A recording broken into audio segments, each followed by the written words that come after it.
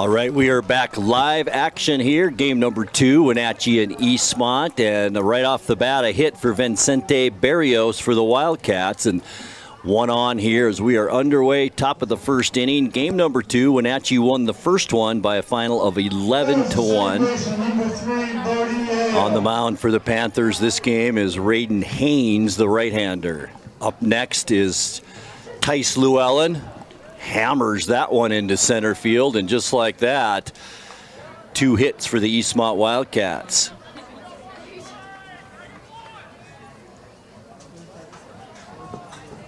Bodie Yale is up next. He will be followed by Isaac Ontiveros.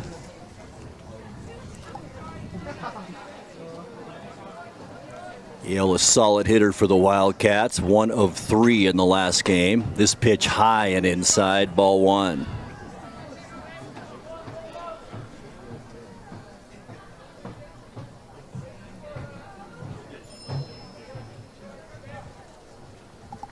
Here's the pitch, swung on, high fly ball into left field, and it's deep over the head of the Panthers left fielder. That'll score Vicente Barrios. Also coming in to score is Tice Llewellyn, and a double for Bodie Yale.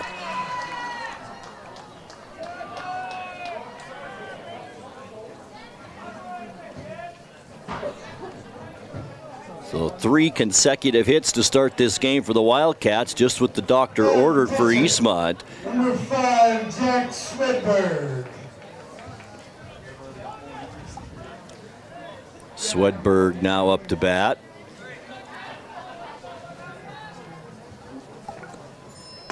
Pitch outside by Haynes. 0-1, or I should say right over the plate. 0-1, it's a strike. 1 strike, no balls. 1 out here, top of the first. Eastmont on top, 2-0 here early. Pop fly shallow into the infield. It's taken there by the Panthers shortstop, Simeon Chambord, and that is out number 2.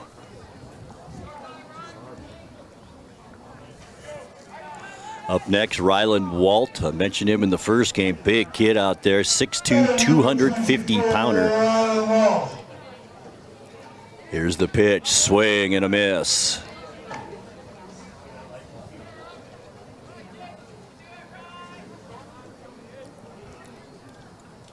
Did not get a hit the first game. Once again, Wenatchee won that one 11-1. Next pitch, did he go around? Umpire at second base says no, and the count 1-1.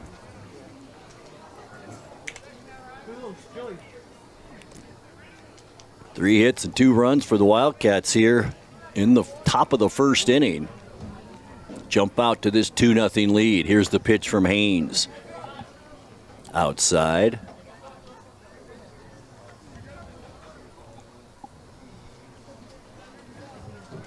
Runner at second base, Bodie Yale with that double, scored 2 runs.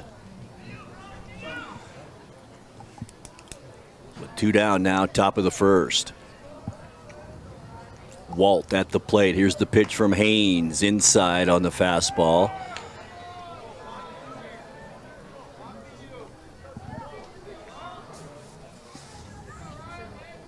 Great to have you along. Doubleheader baseball tonight here on the NCWLIFE channel. Here's the pitch. Ground ball, second base. Fielded cleanly over to first base for out number 3. After the top of the first inning, good inning for Eastmont. 3 hits, 2 runs, and the Wildcats lead it heading to the bottom of the first, 2-0. We're back in 60 seconds. When life gets stressful, jumping into your passions can help you find your calm. Avoid vapes, which contain nicotine and can make feelings of anxiety and depression worse. When it comes to your mental health, choose what matters. Choose you. Vape companies market vaping as a de-stressor, but nicotine can make feelings of anxiety and depression worse. 90% of those who quit felt less stressed, anxious, or depressed. When it comes to your mental health, choose what matters. Choose you. Are you dealing with a pest or weed issue and you just don't know what to do? We use the best pest control methods approved for areas with kids and pets. Whether it's rats, mice, ants, or spiders, or something else altogether. We provide the coaching and solutions you're looking for. And you can know that your dollars are supporting a local, family-owned and operated business. Allow us to help you get back to living healthy and pest-free. Harvest Valley Pest Control. As we head to the bottom of the first inning, good start for the Wildcats here in game number 2. 3 hits and 2 runs to get themselves a nice lead as we head into the bottom of the second inning. Wenatchee will begin with Owen Irvin at the plate. Irvin in the first game, 1 out of 4 in that 11-1 Wenatchee victory. Wenatchee now 3-1 on the season overall, 2-0 in Big 9 play. Jack Swedberg on the mound for Eastmont here in game number 2.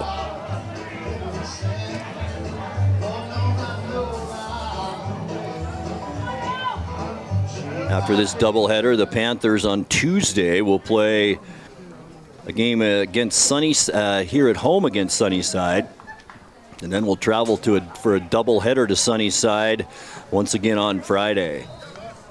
First pitch swung on and back into the screen here at Rec Park.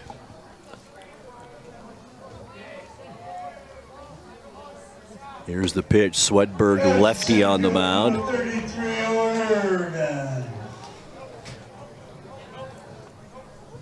2-0 now the count. Here's the pitch by Swedberg.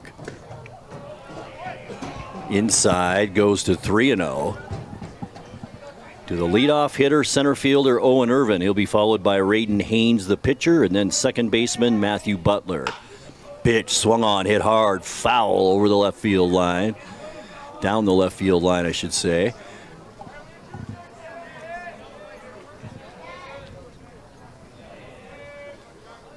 Two and two the count. Here's the pitch. Swung on down the line again and foul. Irvin jumping all over those pitches, just a little bit ahead of it. Swedberg sets on the mound. The lefty delivers. Curveball, beautiful pitch in there for a strike, and that is it. Strikeout number 1 for Swedberg. Up next is the pitcher Raiden Haynes for the Panthers. Haynes was 2 out of 3 in that first game. 2 base hits to right field. The lefty at the plate. Curveball outside this time from Swedberg. 1-0 the count.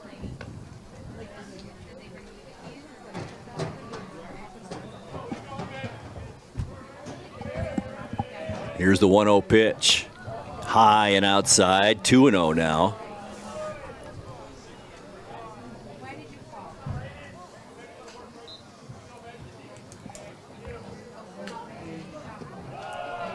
Just missing outside on that curveball. And the count quickly on Raiden Haynes goes to 3-0. Here's the pitch. Swedberg once again just misses. Oh, he gets that one on the outside corner. It takes the count to 3-1.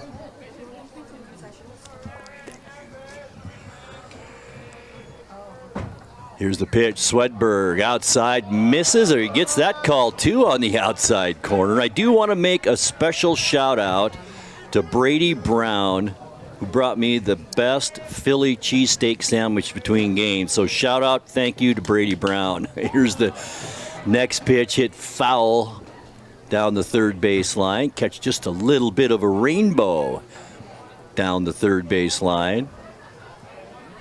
Count goes full, 3 balls, 2 strikes. Swedberg, the pitch, fouled straight back into the screen. Count stays 3 balls, 2 strikes.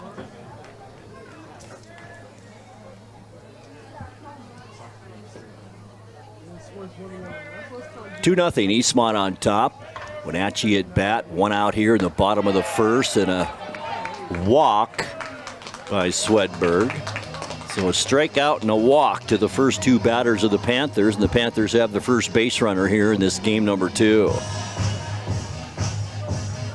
Brings up Matthew Butler now for the Panthers. 0 for 3 in the last game. A couple of flyouts and a strikeout. Matthew Butler, one of the 3 Butler brothers playing for the Wenatchee Panthers, and all excellent baseball players. First pitch from Swedberg high. 1 ball, no strikes.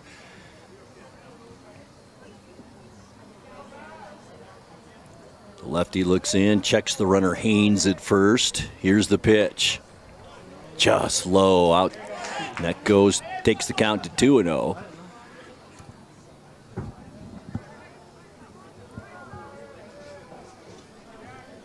Not a big lead for Haynes at first. Swedberg looks that way. They almost caught him off guard, and they got him over at first base. Nice pickoff move by Swedberg to get Raiden Haynes leading off at first base. 2 outs now.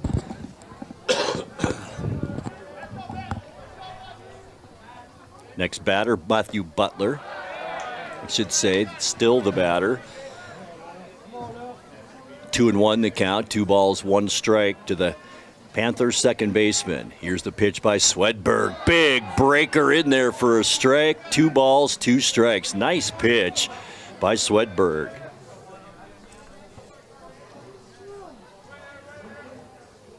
Doesn't waste much time either. Here's the next offering. Nice hit in between the first and second baseman for Matthew Butler. And that's the first Panther hit tonight.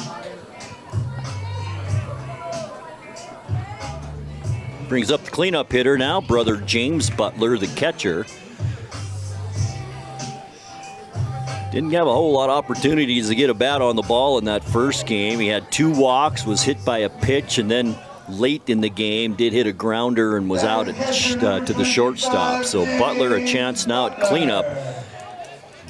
Once again in this one with the guy, a runner on first base. Slow lob over to first. Butler back easily. Butler gets on. He'll be followed by Brock Toffness, the first baseman. Fastball high from Swedberg. 1-0 the count on Butler.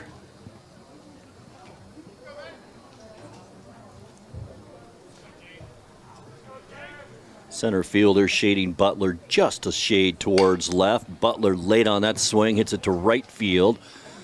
And foul. Evens up the count. 1 ball, 1 strike.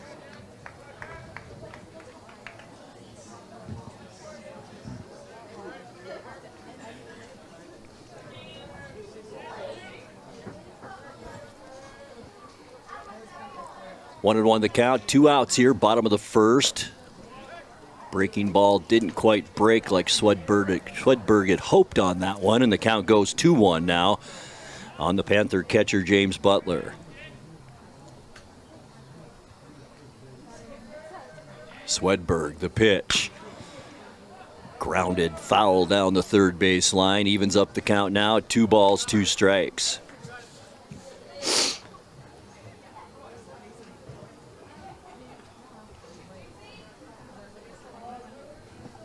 Swedberg, 2-2 count. Checks the runner at first. Here's the pitch right back up the middle off Swedberg's ankle. And it deflects over to the third baseman. That gets Butler, Matthew Butler to second. James Butler a hit, and he's on first base. Brings up first baseman Brock Toffness. Once again, a pinch runner for James Butler, as Isaiah Rydell will come in and run at first base for Butler.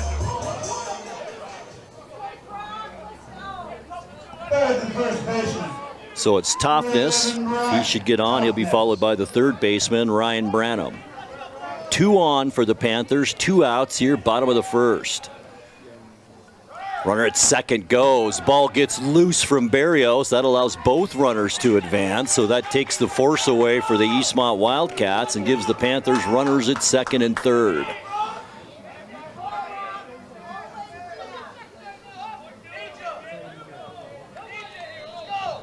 One and 0 to Toffness. Toffness 0 for 2 with a walk in game number 1. That pitch inside and a little bit low. Takes the count to 2 balls and no strikes.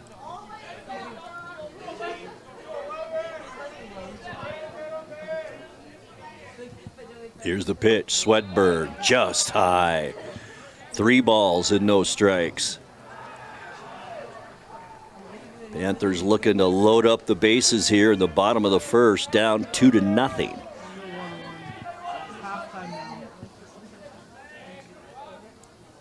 Here's the pitch by Swedberg, taking all the way, and it's a strike. 3-1 now the count.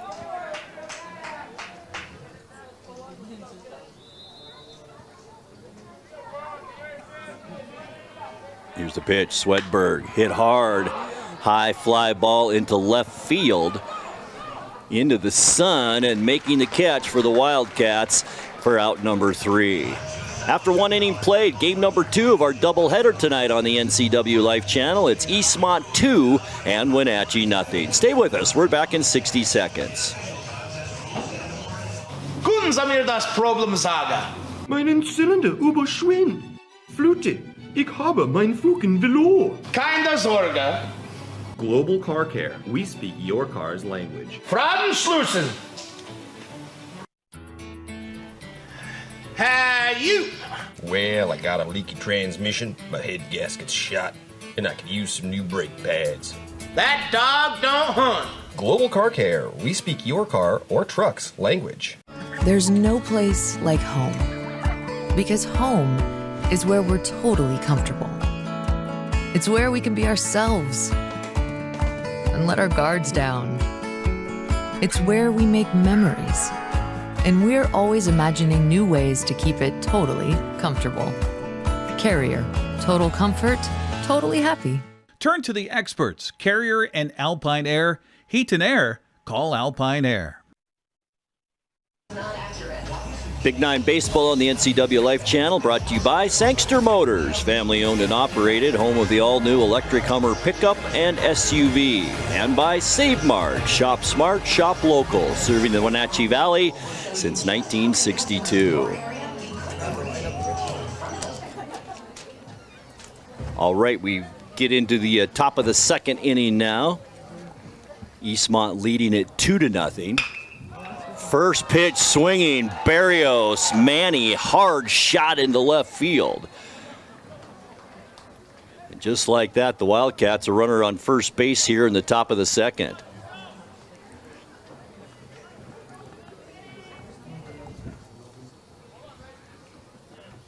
Brings up Cal Hunter now for the Wildcats with a runner at first. Max Amon will be up next, a sophomore for the Wildcats. As Hunter shows bunt. He does get it down. It's not caught by the pitcher. Boy, it was right to him, too. Raiden Haynes, and instead a base hit to first base. Or possibly an error, and it is an error. And Eastmont just like that with runners at first and second.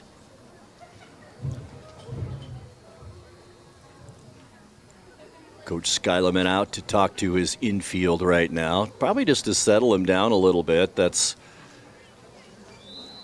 4 hits now given up by the pitcher Raiden Haynes here, including a double, and we're not even into the second inning. Up next is Max Amon, number 22 for the Eastmont Wildcats. Amon did not play in the first game. I mentioned he's only a sophomore, 6 feet, 165-pounder. Number 22, Max Amon.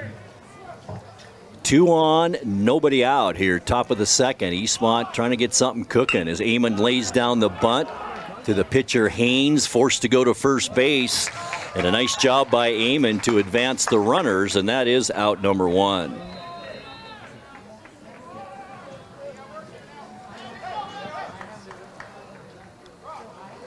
That was the center fielder.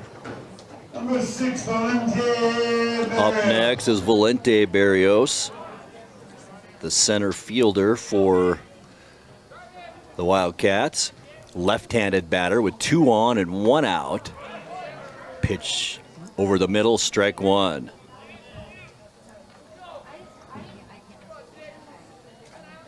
Valente Barrios playing with his brother. Manny.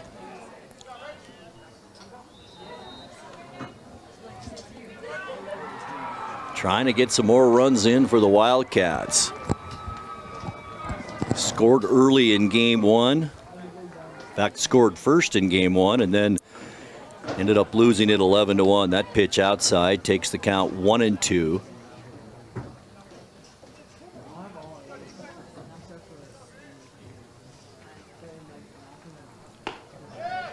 Pitch close on the outside corner, just missing. Evens up the count, 2 balls, 2 strikes.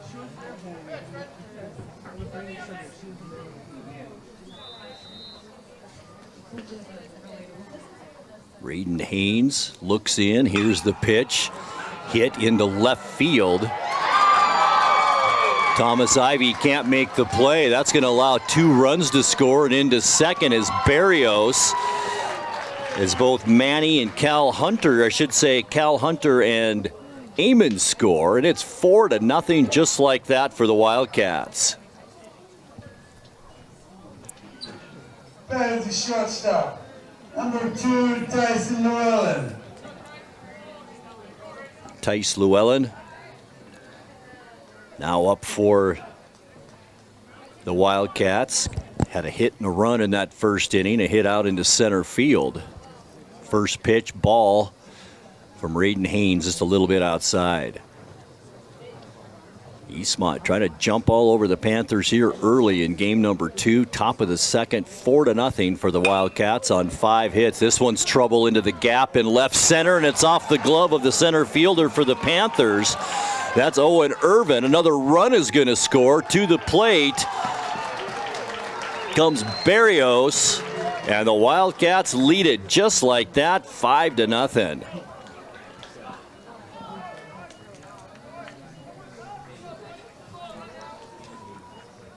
That brings up Bodie Yale, who doubled into left field his first time up. 6 hits on 5 runs on 6 hits, I should say. We're only in the top of the second for the Wildcats. Big breaking curveball over the plate, strike 1.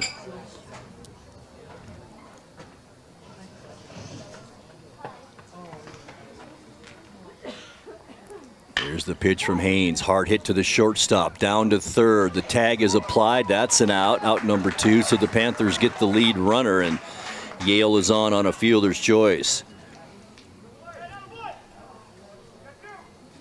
2 out now here in the top of the second. Brings up Isaac Ontiveros to the plate now.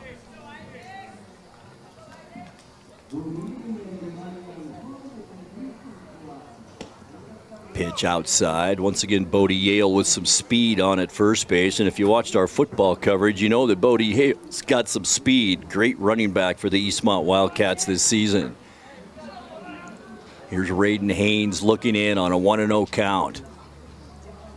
A pitch, high foul ball right over the netting here at Rec Park. And the count goes even at 1 ball, 1 strike. Once again, Bodie Yale on at first base. The 7th batter this inning for the Eastmont Wildcats. Throw over to first. Gets away from Brock Toughness momentarily, but Yale does not advance. Count stays 1 ball, 1 strike. Here's the pitch. Yale's going. Throw down to second, not in time. And Yale gets a stolen base. Runner in scoring position now with 2 outs here in the top of the second for the Wildcats. Isaac Ontiveros at the plate. Outside on that pitch. 3-1 now the count. Ontiveros a strikeout and 2 flyouts, 0 for 3 in game number 1.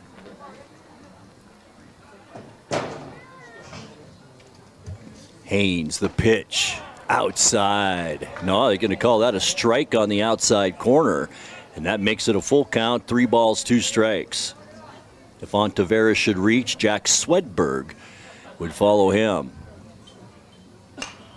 Swing.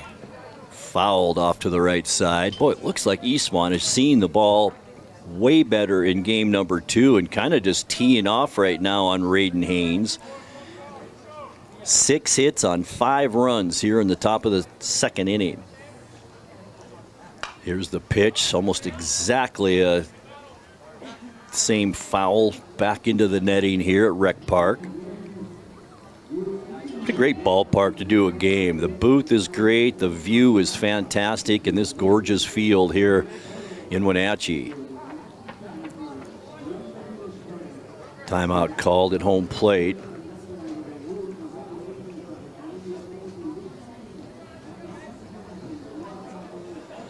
Runner at second, Bodie Yale with 2 outs. Full count. Here's the pitch. Just misses inside. And Oliveras will take first base on a walk. That's 2 on now once again for Eastmont with 2 outs here in the top of the second. Jack Swedberg to the plate, the left-hander. Hit into right field his first time up. Scored a run. Swedberg has a chance to do some more damage right here. Here's the pitch from Haynes. Strike on the outside corner. 0-1 the count. Still 2 down with 2 on for Eastmont. Ball hit softly into center field. Late jump, though, by the center fielder. Does recover. It's Owen Irvin, makes the catch, and that is out number 3. Heading to the bottom of the second inning. It's been all Wildcats here so far in game number 2. It's Eastmont 5 and Wenatchee nothing. Back with more baseball for you in 60 seconds. Hey, hon, would you run this around to the wash rack? Oh, okay.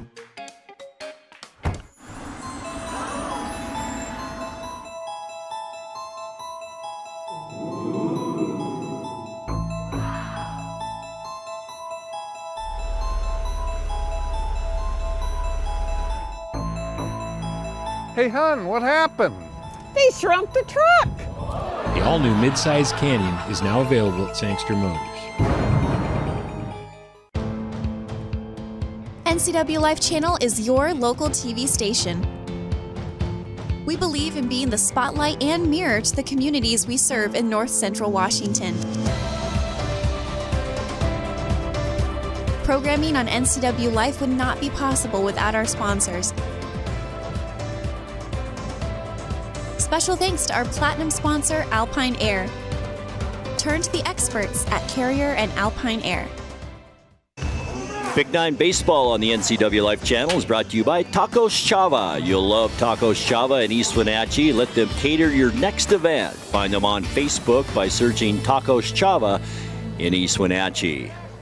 Bottom of the second we go now. Panthers will bring up third baseman Ryan Branham to the plate.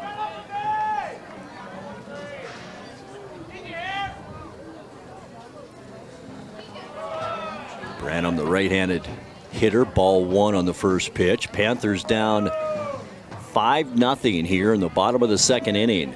Won the first game 11-1. Branham in that first game, 1 of 3, including a walk. Hard hit foul down the third base line. Jack Swedberg once again on the mound for Eastmont. 2-1 the count. 2 balls, 1 strike. Nobody out, bottom of the second.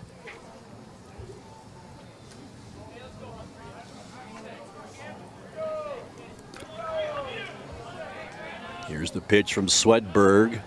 Inside, just a little bit low. Takes the count to 3 balls and 1 strike.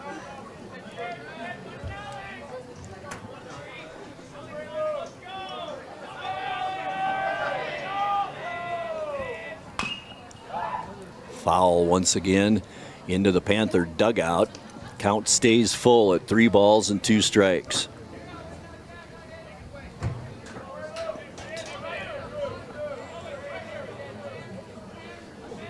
Here's the pitch by Swedberg. And it's a strike. Boy, Branham didn't agree with it, but gets the call on the inside corner. And that's the third strikeout of the night now for Jack Swedberg. That'll bring up the left fielder, Thomas Ivy, to the plate. Thomas Ivy.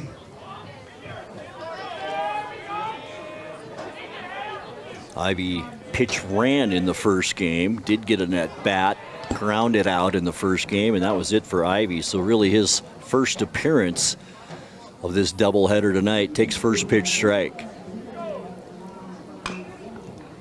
Slow roller into the on-deck circle.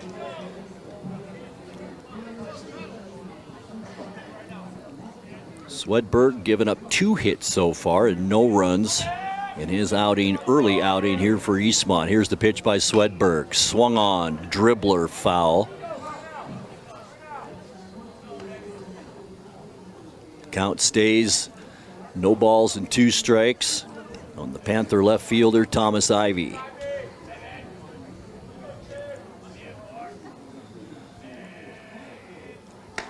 Inside on that pitch, almost hit Ivy, and the count 1-2.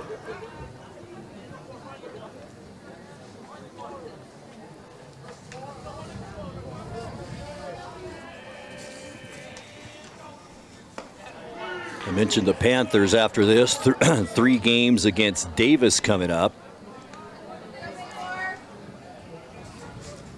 Or I should say Eastmont does. The Panthers have 3 games with Sunnyside, 1 at Sunnyside, and then 2 at home here at Rec Park next week. Fouled back by Ivy. Count is even now, 2 balls, 2 strikes. Panthers off to a 2-0 league mark this season. 3-1 overall. Eastmont looking for their first win. Fouled back on that pitch by Ivy. Count stays, 2 balls, 2 strikes.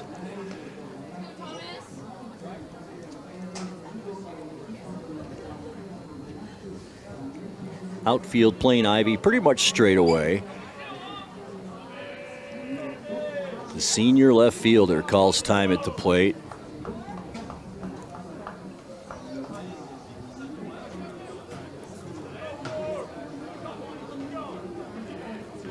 Swedberg ready to deliver. Here's the pitch. Swung on and dribbled back again, just foul.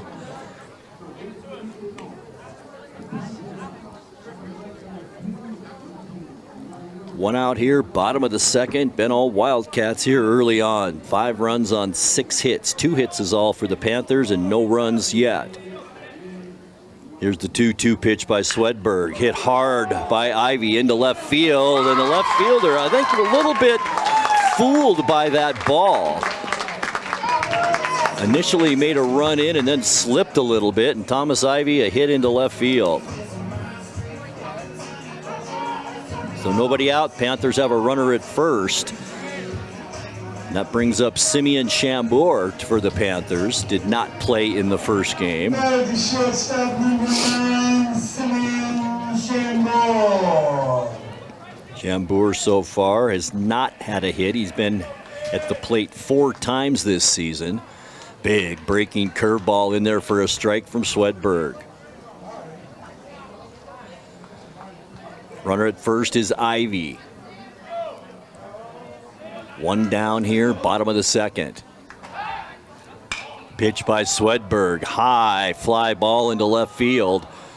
That's a mile high. Center fielder comes in, makes the grab, and Ivy forced to go back to first base.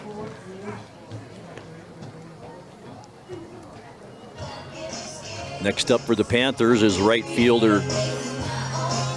I should say back to the top of the order. We go with Owen. No, it is. I think I had it correct the first time. Griffin Butler. Now we've got something going on with the manager, Josh Skyleman, out to talk to the umpire. Butler steps in.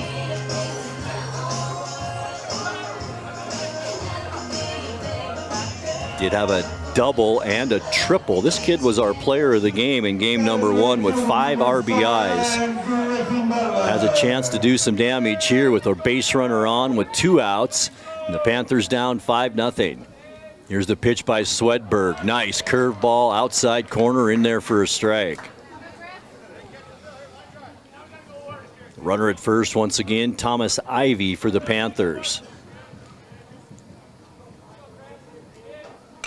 Here's the pitch, fouled off.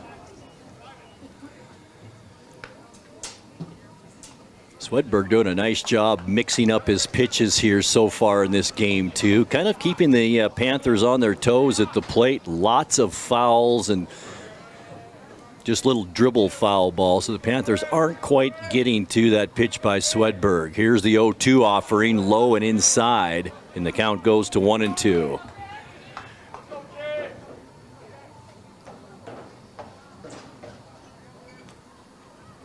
Ivy, not a big lead at first base.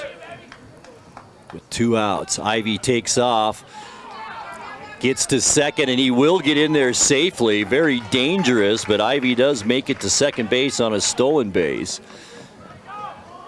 And the runner, Panthers now have a runner in scoring position with 2 outs. This is where Butler did his damage in game number 1. Guys on base. I mentioned it, 5 RBIs in the first one. Swedberg spins around. Ivy gets back to second base. And the count remains 1 ball, 2 strikes to Griffin Butler.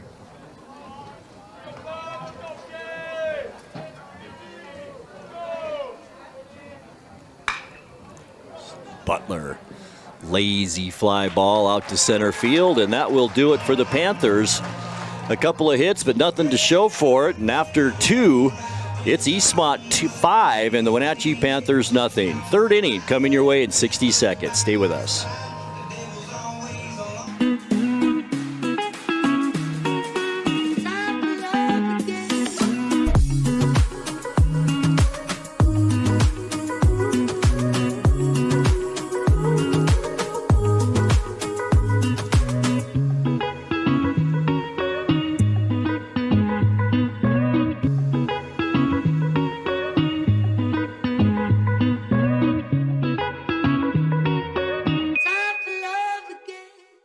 When you buy tires at Les Schwab, you're getting more than just tires. You're getting America's best tire warranty, 60-day satisfaction guarantee, no hassle road hazard protection, and free maintenance for the life of your tires. So if something happens to your tire on the road, we'll fix it, or we'll replace it, no questions asked. Other places make you pay extra for that kind of protection, but at Les Schwab, it's included with every set of tires, because more warranty means less worry, and nobody stands by their tires like Les Schwab. Get more from Les. This broadcast also brought to you by Together for Youth, encouraging you to dispose of unused and expired prescriptions to protect youth and the environment.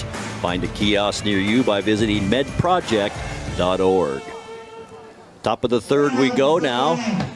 And it's Ryan Walt at the plate, the big 6'2", 250-pound first baseman for Eastmont. Had a ground out to second base his first time up. Pitch from Haynes inside and a little bit high. 1-0 the count here as we're underway in the top of the 3rd. Haynes delivers outside on that pitch, goes to 2-0 now. Following Walt on deck is Manny Barrios. He'll be followed by Cal Hunter.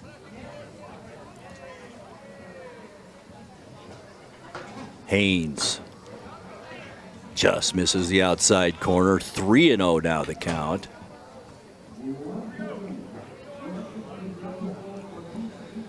Haynes has struggled a little bit from the mound. 6 hits, 5 runs, has given up a walk. Down 3-0 on the count here. Now 3-1 on that strike. Once again on deck is Manny Barrios.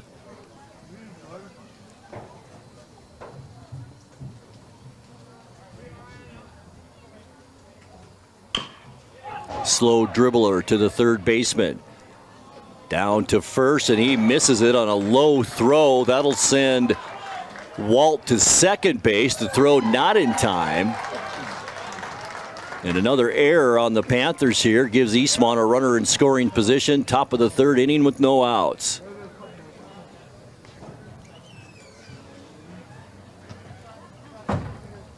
Barrios base hit into left field his first time up. Simeon Shambour, that low throw over to the first baseman Brock Toftness, who couldn't quite handle it, and that's the second error, as I mentioned, on the Panthers here in this game too.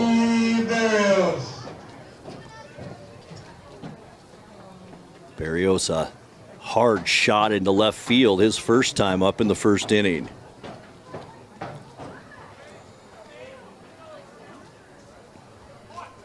The pitch by Haynes as Barrios shows bunt. Pulls back the bat for ball one.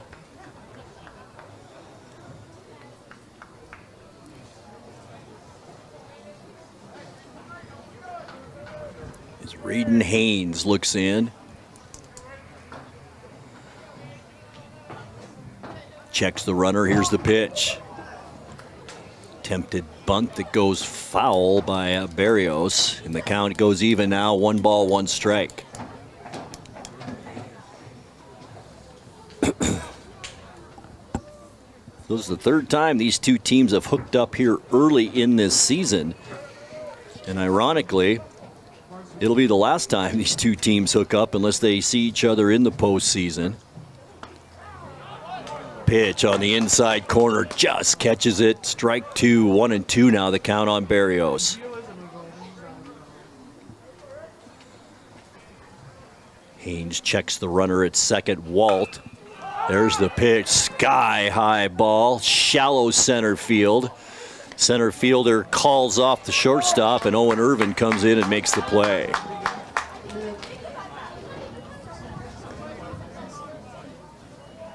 That'll bring up Cal Hunter now. Reached on an error in the second inning. Now he's got a runner on second base, Ryan Walt. Pitch, fastball, strike over the outside corner.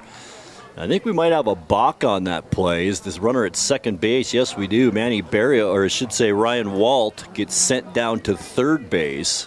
Pitcher not quite set on that rubber, and a balk was called, so the count 0-1 with 1 out. Infield is in now with the runner on third.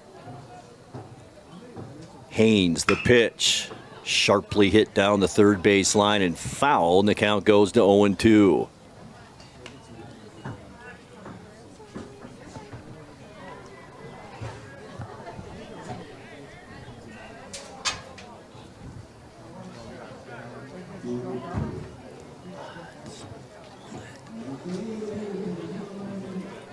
Here's the 0-1 pitch, outside, fastball. That evens up the count at 1 ball, 1 strike.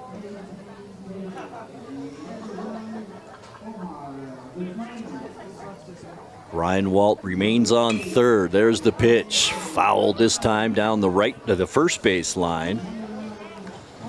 And it's 1-2 on Cal Hunter.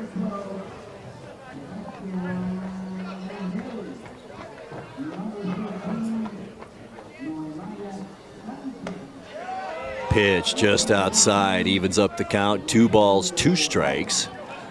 1 out here in the top of the third inning. Been all Wildcats, 5-0 our score.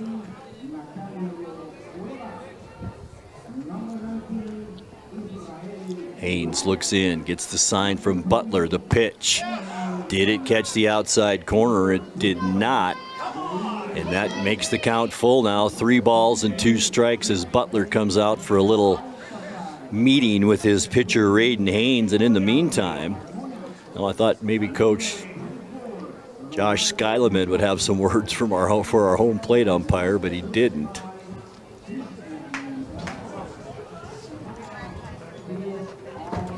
Haynes has struggled for the Panthers here in this game. 6 hits on 5 runs for the Wildcats here. We're early on. This ball's fouled off.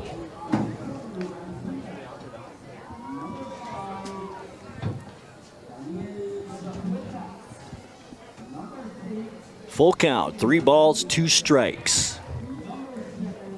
On Cal Hunter, here's the pitch. Swung on. High fly ball that goes directly over our heads. And the count stays at 3-2.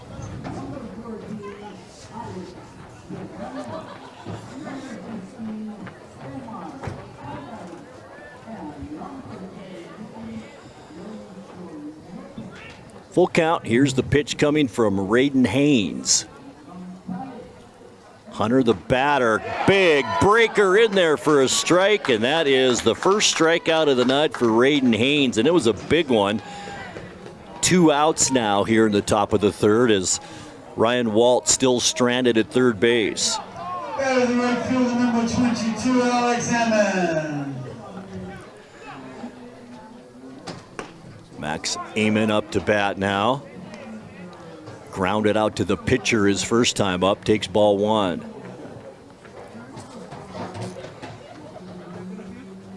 Amon, a 6-foot sophomore. Ball hit sharply to shortstop. Butler over to first base. Toughness. He trapped it. It's an out, and that's out number 3. And that ends the Eastmont half of the inning. As we head to the bottom of the third inning, once again, it's all Wildcats here in game 2. Eastmont 5, Wenatchee nothing. The bottom of the third coming your way in 1 minute. Hey, welcome back to Save Mart. What can we help you find today? We're looking for a mattress. Oh, right this way. We got a large selection. We have this pillow top here. Oh, comfortable. We have more to choose from down here. Oh. I think I have the perfect one over here for you. I guess we'll take this one. You'll find it at Save Mart. Full service at a low, low price. The agents of Kennedy Real Estate Group are committed to providing the ideal client experience. We believe in the power of relationships. Why? Because we don't just work here, we live here. From the nonprofits we serve, the parks where we play, and the local businesses we support, our team understands the value of living in the Wenatchee Valley. Let's begin your real estate story.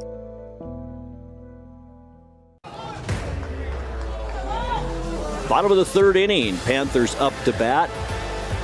And back to the top of the order for the Panthers as well, and Owen Irvin struck out his last time up in the first inning.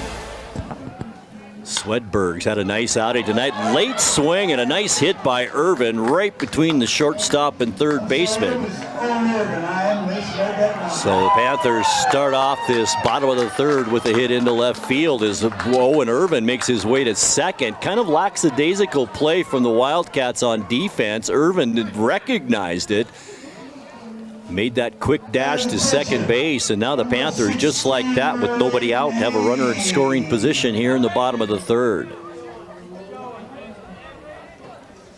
Raiden Haynes now the batter. The lefty walked his last time up and then was picked off on first base. Swedberg, the spin around move to let Irvin know he's still in his thoughts. Here's the pitch by Swedberg. His curveball didn't curve that time, stayed inside, and it's 1-0.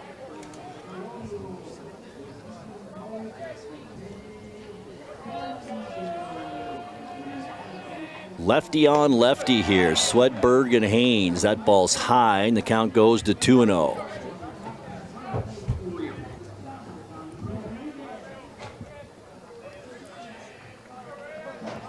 Irvin is at second. Nice lead off second base. Here's the pitch by Swedberg. Outside, gets the corner. Count goes to 2-1.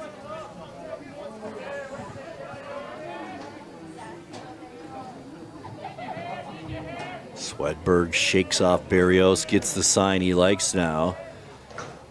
Checks the runner, and here's the pitch. Late swing, back to the backstop.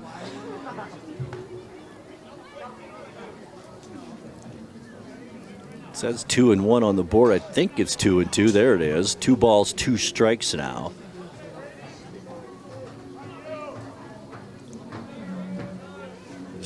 Jack Swedberg has only given up 4 hits and no runs here We're in the bottom of the third inning. That curveball is outside. Takes the count full to 3 balls, 2 strikes.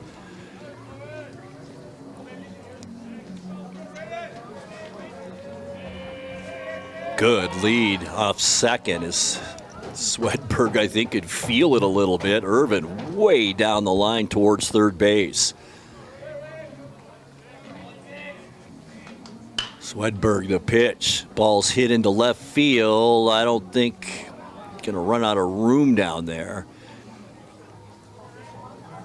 And the count will stay full at 3 balls and 2 strikes.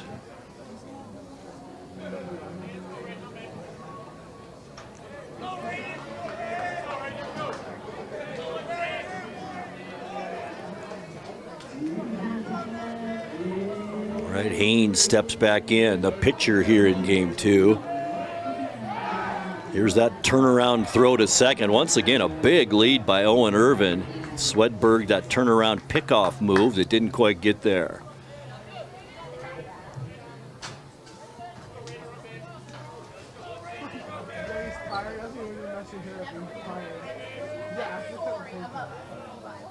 Swedberg looks down Irvin. Here's the pitch, low and outside, and that's ball 4. So the Panthers now with 2 men on here in the bottom of the third, nobody out, and brings up the number 3 hitter in the lineup, Matthew Butler, the second baseman, who did get a hit his last time up in the first inning, a hit out into right field. Pinch runner also for the Panthers.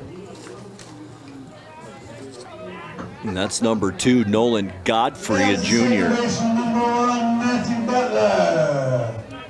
There's Butler now, as I mentioned, 1 up for 1 here in this game. Is the once again a pickoff move to second by Swedberg. Irvin still taking that gigantic lead off second base. Raiden Haynes on first. Nobody out. Bottom of the third. The pitch. Ball's hit hard into the gap in left center field. This is going to be trouble. Left fielder stops, does grab it. Owen Irvin will score. Raiden Haynes into third, and the Panthers are on the board.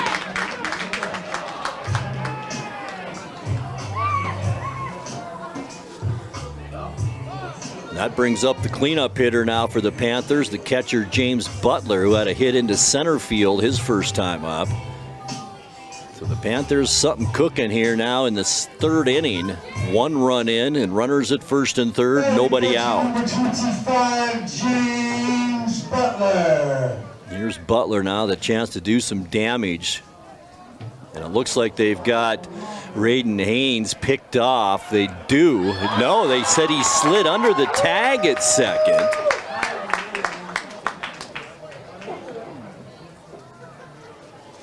So Raiden Haynes moves into second.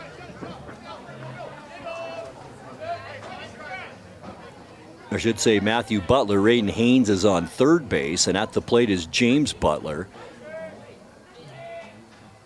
Pitch inside.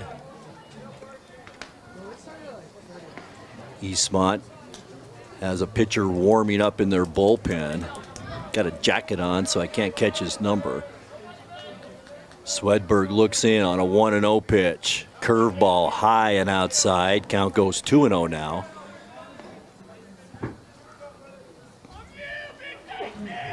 Six hits, 5 runs for the Wildcats, 5 hits, 1 run for Wenatchee. The Panthers also 2 errors in this game. Swing and a miss by Butler, off speed pitch. And it's 2 balls and 1 strike. On deck is Brock Toffness. He'll be followed by Ryan Branham. Swedberg, the pitch. Down the pipe. It's a strike, 2-2 now the count.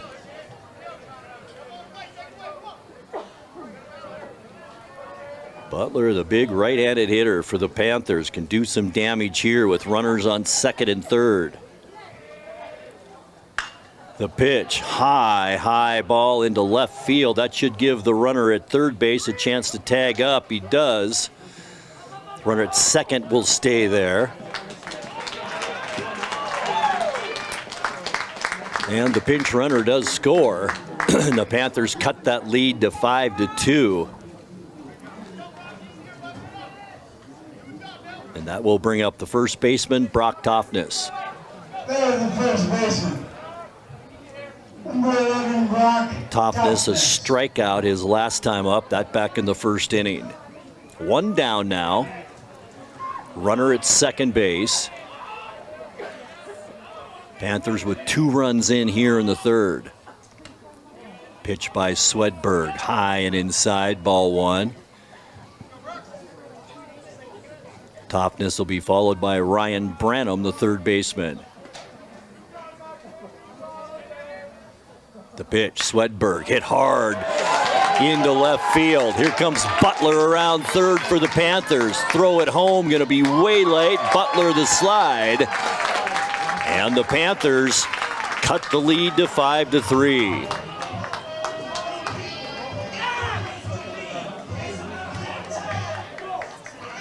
Panthers kind of figuring out Swedberg now. Took him a couple innings.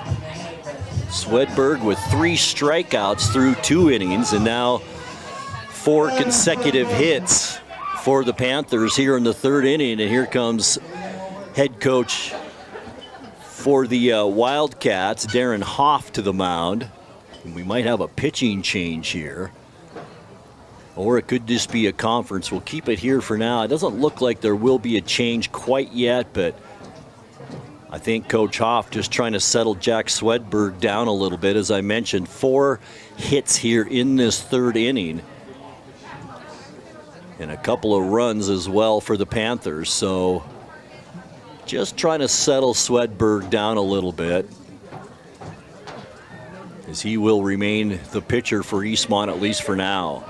Once again, there is a pitcher warming up in the bullpen for Eastmont.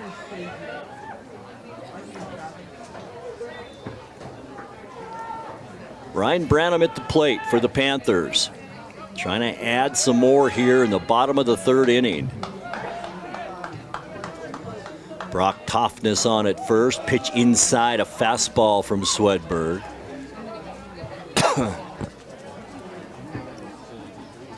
And it's 1-0.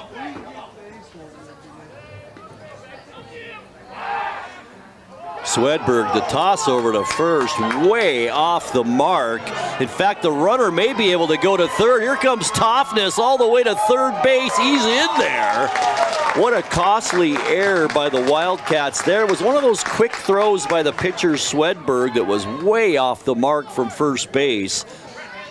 And that allowed Brock Toffness to go all the way from first to third on that error. So now the Panthers with a great opportunity to get another run in here.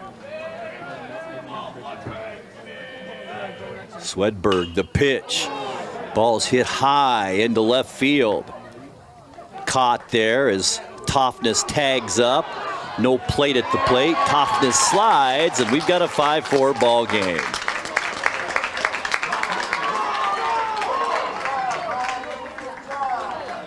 Panthers down at one time 5-1, have cut the lead to 5-4 now.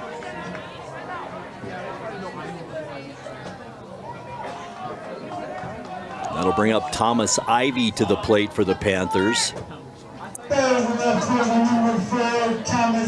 Hit into left field, also a stolen base back in the second inning. Base is empty now for the Panthers, 2 down. Ivy first pitch swinging deep out into center field. The ball is caught, and that will do it here at the bottom of the third inning. But the Panthers do some damage. 4 hits and 3 runs here in the bottom of the third inning. Our score, Eastmont 5 and Wenatchee 4, with the 4th inning coming your way in 1 minute. When life gets stressful, reaching for a vape might seem like a quick fix, but vaping can actually make feelings of anxiety and depression worse. Each time you vape, nicotine tricks your brain into feeling rewarded. And the more you vape, the more nicotine receptors your brain creates. Over time, your body needs more and more nicotine to feel good. And when you can't get enough, you can experience withdrawal symptoms like anxiety, mood swings, and depression. Learn more at chooseyouwa.org. The The Wenatchee Bighorns are back in action against the Salem Capitals in TBL play on Thursday, April 17th. Join Grant Olson and Jamie Council with all the action here on the NCWLIFE channel. W.B. Smith Gym on the campus of Wenatchee Valley College is the home for Bighorns basketball, and you can see it live here on the NCWLIFE channel.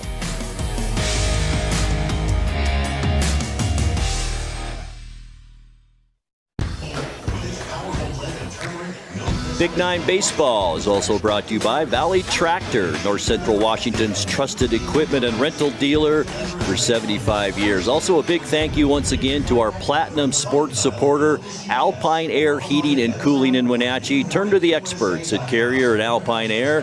Give them a call today at 509-662-6842. Top of the fourth now. And also the Valente Barrios to bat. Did get a hit into left field his first time up. Takes first pitch ball. 5-4 game here, top of the fourth inning. Raiden Haynes stays out there on the mound for the Panthers. Had a rough couple of first two innings. 2 runs in the first, 3 in the second. That ball outside as well. Count goes 3-0 now to the leadoff hitter, Valente Barrios.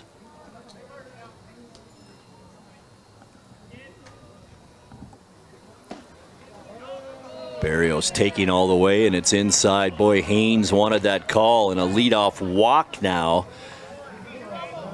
for the Wildcats here in the top of the fourth inning. Back to the top of the order we go. Tice Llewellyn. The shortstop, number 2, Tice Llewellyn. Llewellyn 2 hits tonight and a run. A hit in the first inning to center and a hit in the second to center as well. Fake the bunt, double play possibility here for the Panthers, and they turn it. That was a weird hit there by Llewellyn. He looked like he was going to bunt it and then squared up, got a lot of bat on it. But a nice double play for the Panthers, and just like that, 2 down here in the top of the fourth inning.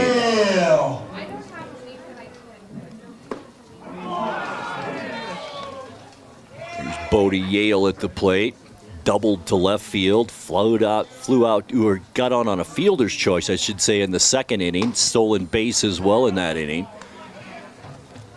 Count is even, 1 ball, 1 strike. Nobody on for the Wildcats. 2 outs here, top of the fourth.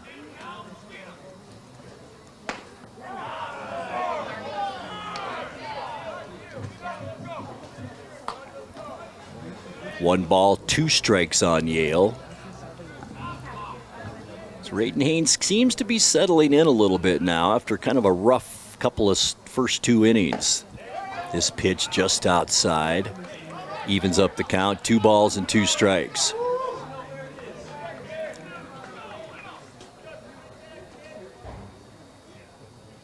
Haynes, the curveball. Gets Yale to pop it up down the first base line. There's Toughness, makes the catch for out number 3. We go to the bottom of the fourth inning. It's Eastmont 5 and Wenatchee 4, back in 60 seconds. In 1964, 2 high school pals opened up a pizza parlor. Over 60 years later, their mission of providing a great value and family-friendly environment continues to thrive. And what's been their customers' favorite pizza since day one? The Abby's Special. This classic combo of pepperoni, salami with olives, mushrooms, beef, and sausage, and 100% real cheese tastes as good today as it did way back then. Enjoy great value and classic pizza at your neighborhood Abby's.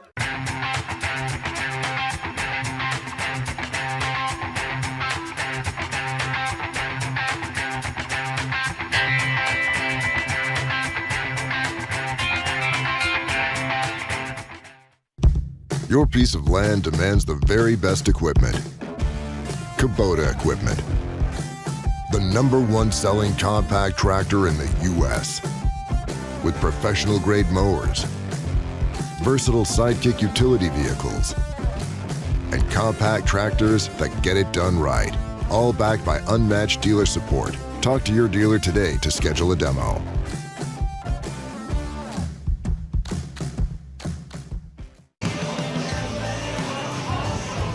Grant Olson back with you, bottom of the 4th inning, and we've got a ball game here, folks. It's Eastmont 5, Wenatchee 4. Wenatchee up to bat, and Nolan Godfrey is in there now in place of Simeon Chambord, so he will bat 8th in the lineup for the Panthers. Left-handed hitter.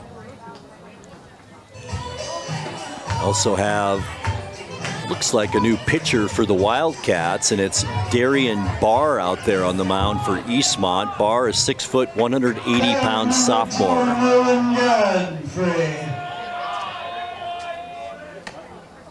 First pitch outside.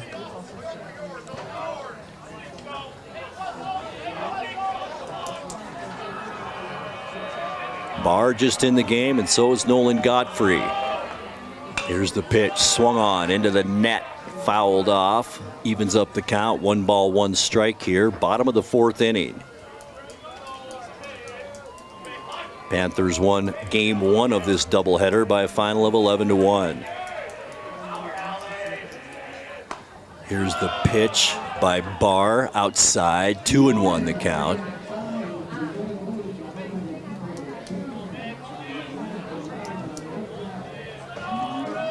Barr looks in against the lefty Godfrey. Outside, 3-1 the count.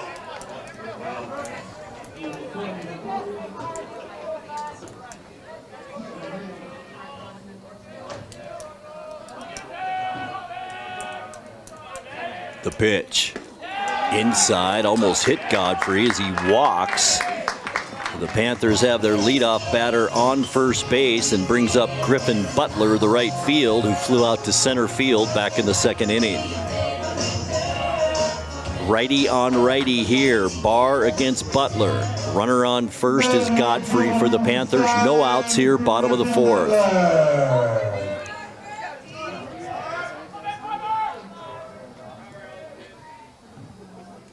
Barr looks in, gets the signs from Barrios.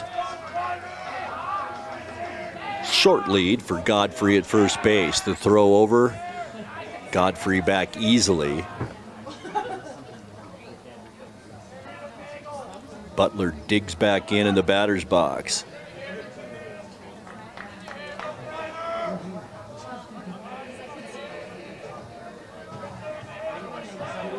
Here's the pitch, way outside. 1-0 the count. Nobody out, bottom of the 4th.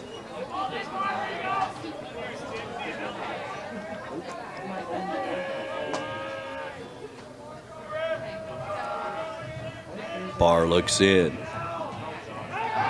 Another throw over to first base. Keeping the base runner Nolan Godfrey in check over there. Godfrey, though, isn't taking that big a lead, as I mentioned.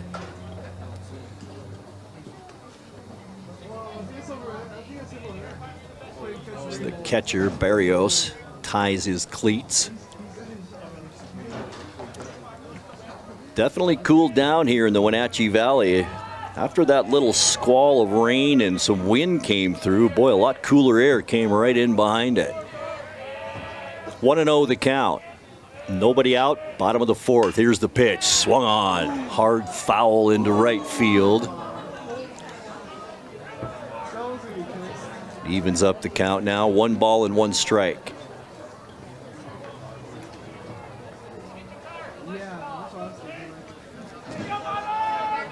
Godfrey maybe a little better lead now on this 1-1 count. Here's the pitch, high and outside, 2-1.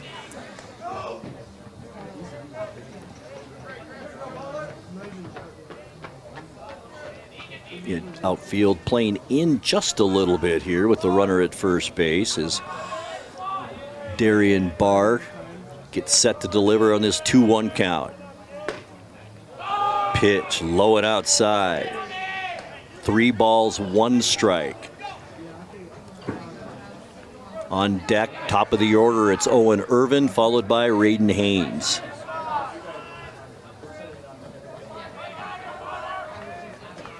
Barr looks in. Here's the pitch. Fouled off first base line. Count stays 3 balls, 2 strikes now. Full count on the hitter, Griffin Butler.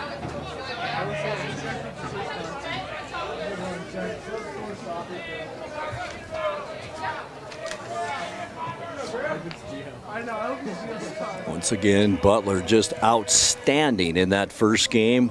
A triple, a double, and 5 RBIs, and there goes Godfrey. Doesn't matter, it's a walk, as that's the second walk in a row as Butler goes to first base. Godfrey to second. And once again, that brings up the top of the order for the Panthers and Owen Irvin with nobody out and runners at first and second.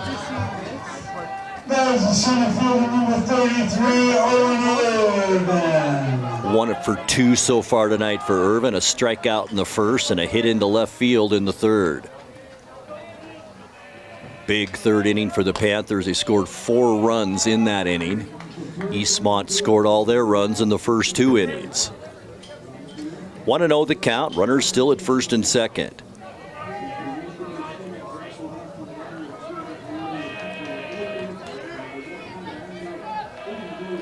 Barr checks the runner at second, looks in.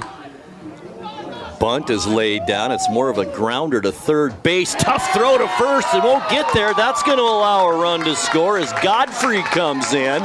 Here's another run. Butler comes in, and all the way to third base is Owen Irvin on an error by the shortstop. And the Panthers take the lead 6-5, all on that throwing error to first base that went way out past the first base line. Now it's Raiden Haynes up to bat. 2 walks so far tonight. And the Panthers take the lead for the first time, 6-5 here in the bottom of the 4th.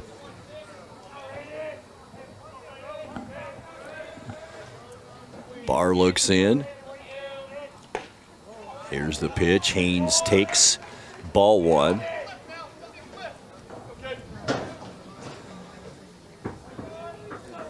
Also, as I mentioned, pitching tonight for the Panthers.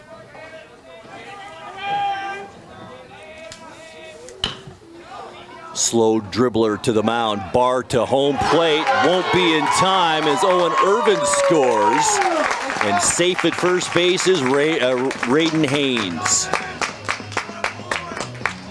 Panthers add to their lead 7-5 now as Matthew Butler steps into the batter's box. The second baseman for the Panthers, 2 for 2 tonight. A hit into right field and a hit into left field. Raiden Haynes on at first base. Still no one out here in the bottom of the 4th. Throw over to first base, not in time.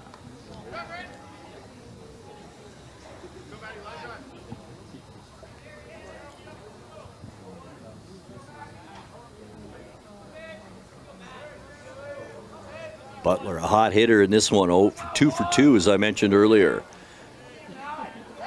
Another throw over to first base.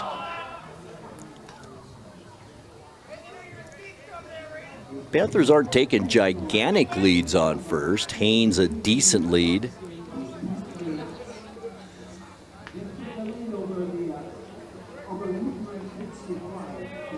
Barr looks in.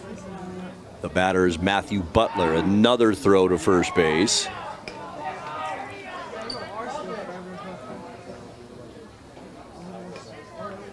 Still nobody out here. Bottom of the 4th inning. It's been another big one for the Panthers. 4 in the 3rd and 3 here in the 4th. The pitch. Low it inside. 1-0 the count. On the hitter, Matthew Butler. On deck is the catcher, James Butler, and he'll be followed by first baseman Brock Toffness.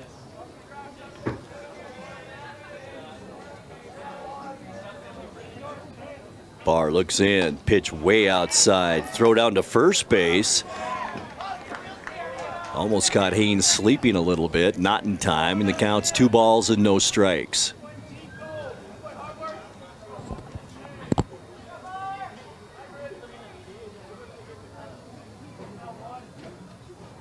Here's the pitch by Barr. Finds that outside corner, strike one. Barr takes a little bit more time than the pitchers we've seen tonight. As he looks in on a 2-1 count. Here's the pitch. Ball's hit hard into right field, sends the right fielder back, gets underneath it, makes the play, and that is out number one.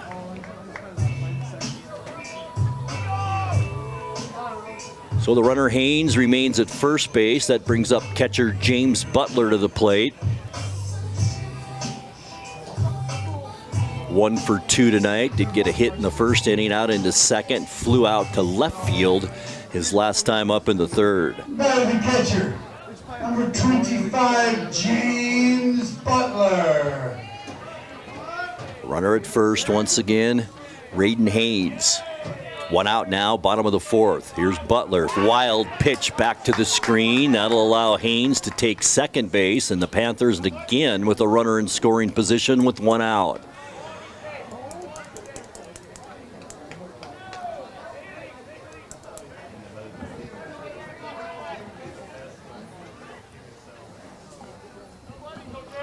Darian Barr, the sophomore pitcher for Eastmont.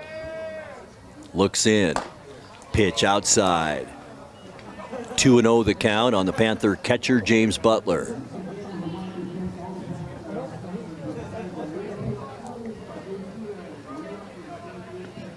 Good lead off second base for Raiden Haynes. Barr spins around, tosses it back to second.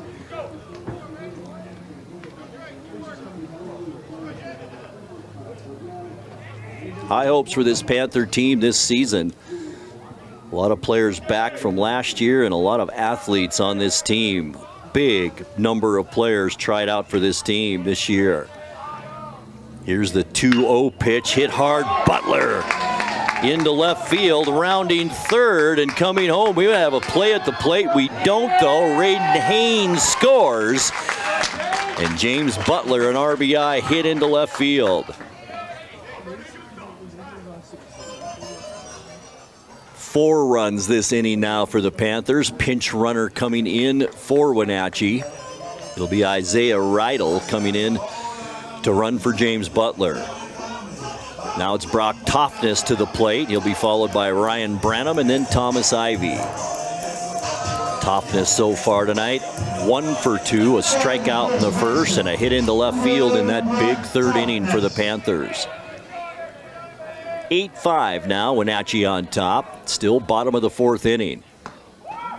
Barr the pitch outside. 1-0 the count.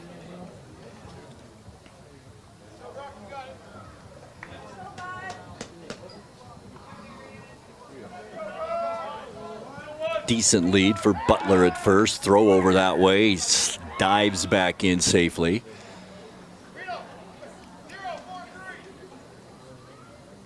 One and 0 to the first baseman for the Panthers, Brock Toffness.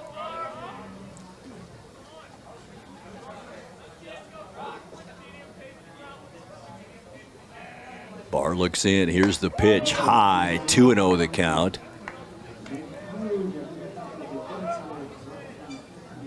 Eastmont jumped out to a 5-0 lead after 2. The Panthers stormed back to make it 5-4 in the third, and now the Panthers have had another 4 runs here in the fourth and lead it 8-5. Here's the 2-0 pitch. It's out, so it hits the outside corner for a strike. 2-1 the count.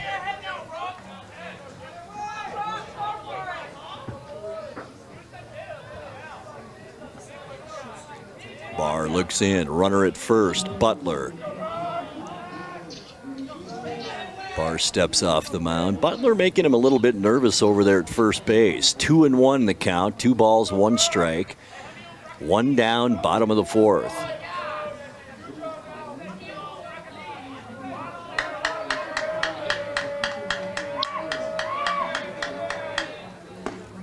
The pitch outside takes the count to 3-1 now. Once again, Toffness will be followed by Ryan Branham and possibly Thomas Ivy in the lineup here in the bottom of the fourth.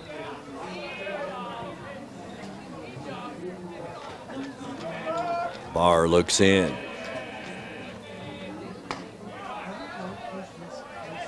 That ball does catch the corner. Looked a little bit low and maybe outside, but Barr does get the call, and that makes it a full count now. 3 balls and 2 strikes. 1 down, bottom of the 4th. The pitch. Hit hard to the shortstop, bounced off his chest, can't make the play, and the Panthers are safe all around. Toughness at first, James Butler to second. Still stays at 1 out here.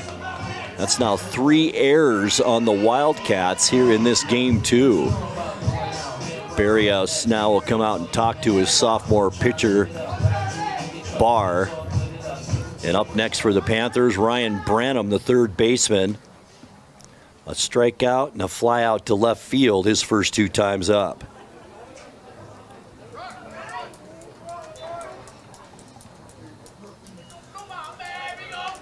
Following Branham on deck is Thomas Ivy and then possibly Nolan Godfrey for the Panthers. Runners at first and second, 1 out.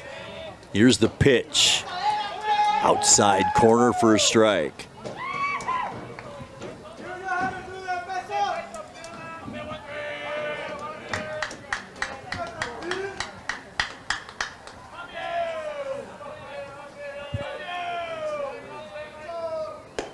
High on that fastball, evens up the count, 1 ball, 1 strike.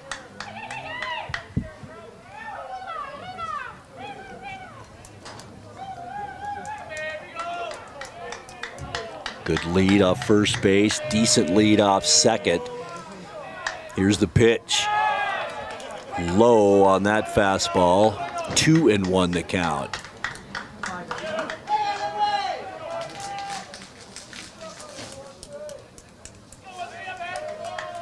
Barr looks in, checks the runner at second. Here's the pitch. Outside, it gets away from the catcher Barrios. Both runners advance. So that takes the force away from the Wildcats, and that's a wild pitch on Darian Barr. 3 balls, 1 strike to the batter Ryan Branham. Panthers with runners in scoring position. Already 4 runs in this inning.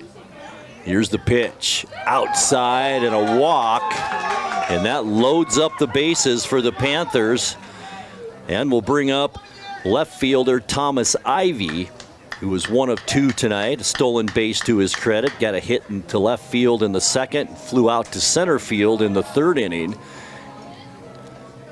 Here comes head coach Darren Hoff now to have a chat with his pitcher Darian Barr.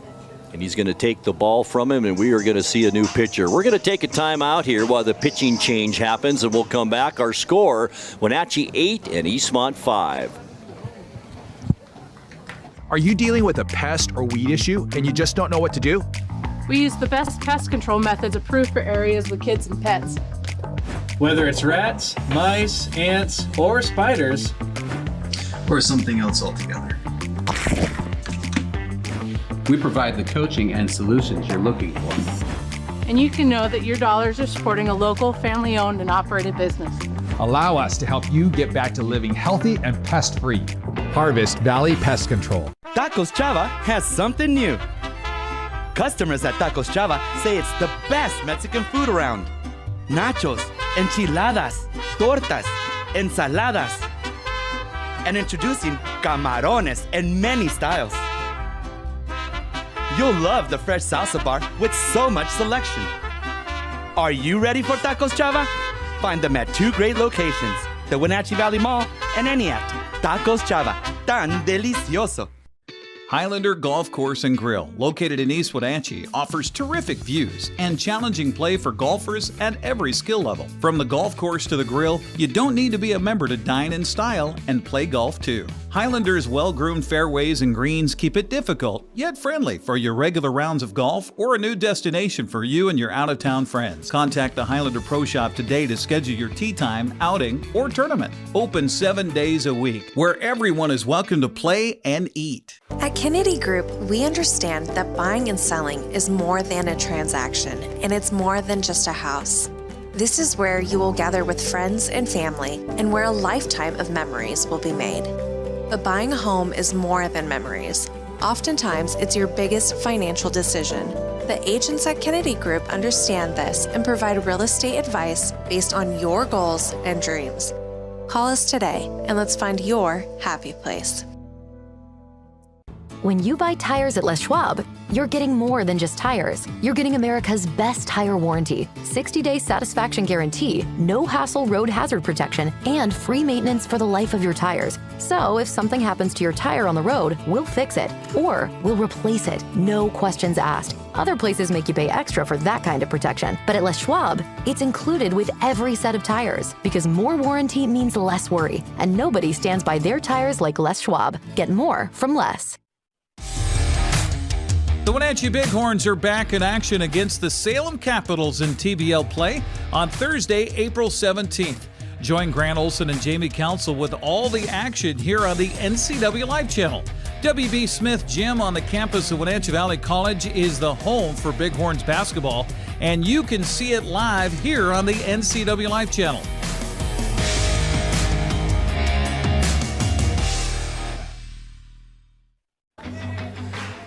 Bases loaded, one out for the Panthers. Thomas Ivy at the plate. That pitch just brushed Ivy in the chest, and that will score a run for the Panthers as Ivy is hit by a pitch. And the Panthers have batted around here in the fourth inning. We are back to Nolan Godfrey again, who led off this inning with a walk. Bases are still loaded. 9-5 now, Wenatchee on top. Swing and the foul back into the backstop. New pitcher for the Wildcats is Jackson Shatrand, a 6'1", 180-pound senior. Pitch outside. Evens up the count, 1 ball, 1 strike. Once again, bases are loaded for the Panthers. 1 down, the Panthers 5 runs in here in the fourth inning. Here's the pitch by Shatrian in the dirt. Nice stop by Berrios, and the count goes to 2-1.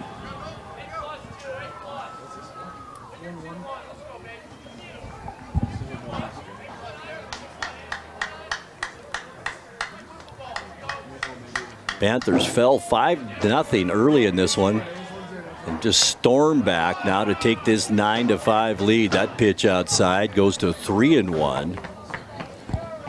Eastmont, the Wildcats, in jeopardy of walking in another run here in the bottom of the fourth inning.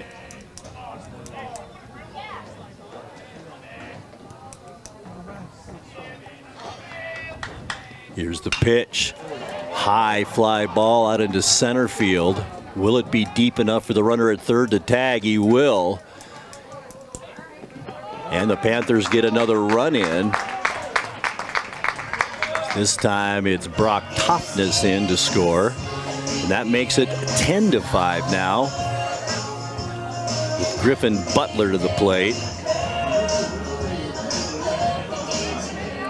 Butler a walk his last time up. And that was this inning. 2 walks really got this inning started for the Panthers. Then it was 3 consecutive hits, a couple of errors on Eastmont.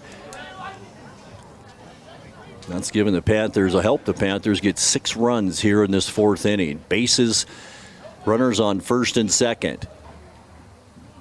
Griffin Butler, the hot hitter in that first game, fouls it back into the screen, 0-1 to count. On deck, if we get there, back to the top of the order, and Owen Irvin. 11th batter to the plate here for the Panthers this inning.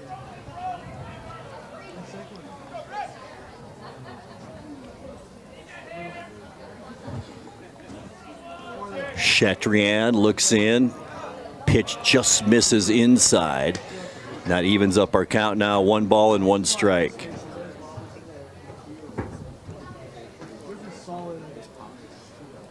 Berrios would come out to talk to Shatrian now for a little conference at the mound.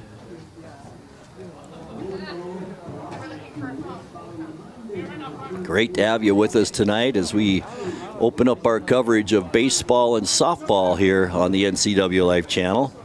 Eric Granstrom will have some softball games coming up for you a little bit later on this spring.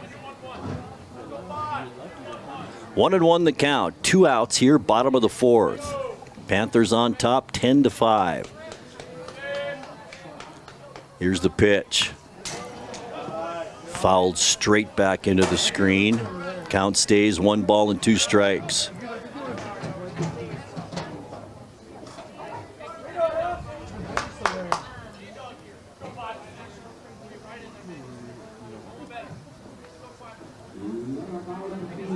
Griffin Butler, one of the 3 Butler brothers that play on this Wenatchee team.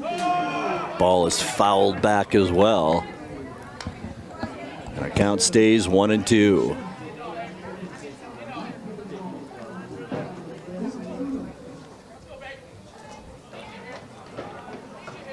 Runners good leads on first and second.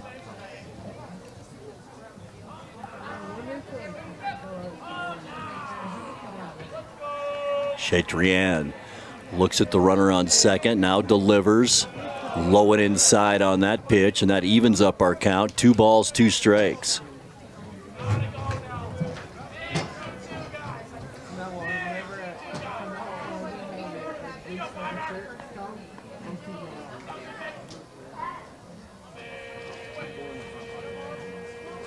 Here's the 2-2 pitch. Once again in the dirt. Nice stop by Barrios from preventing the runners from advancing a base. And the count goes full. 3 balls, 2 strikes. Eastmont having a heck of a time just getting out of this inning.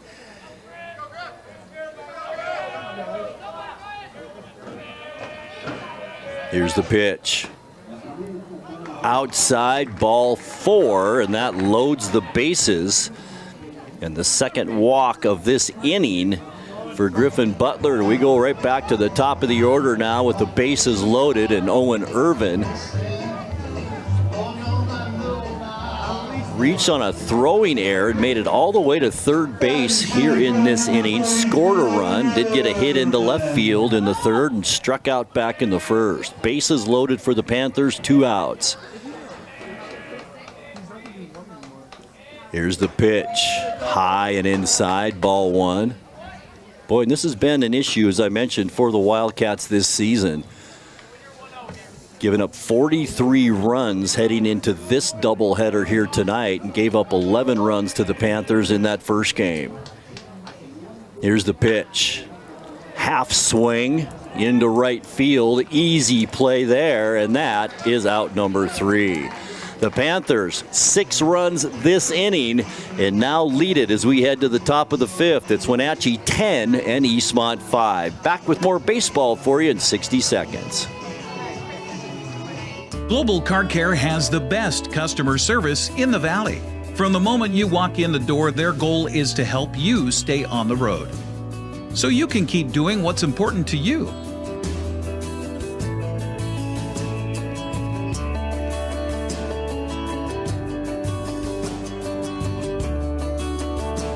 Global Car Care certified ASE mechanics stand behind your automotive repairs. NCWLIFE channel is your local TV station. We believe in being the spotlight and mirror to the communities we serve in North Central Washington.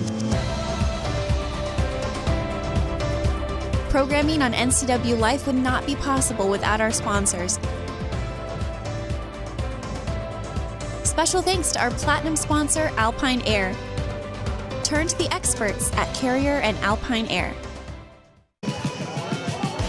Top of the 5th we go. Wenatchee leads it now 10-5. Wenatchee has exploded the last couple of innings. 4 runs in the 3rd and 6 runs in the 4th. And now lead it 10-5. Eastmont scoring all of their runs in the first 2 innings. Raiden Haynes stays on the mound for the Panthers. First up for Eastmont is Isaac Ontiveros.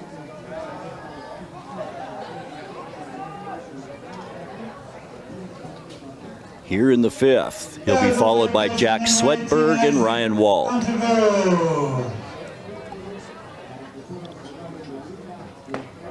Ontiveros tonight, a ground out to shortstop in the 1st and walked back in the 2nd, takes first pitch strike.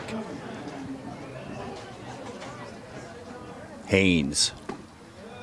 Curveball outside this time, evens up the count, 1 ball, 1 strike.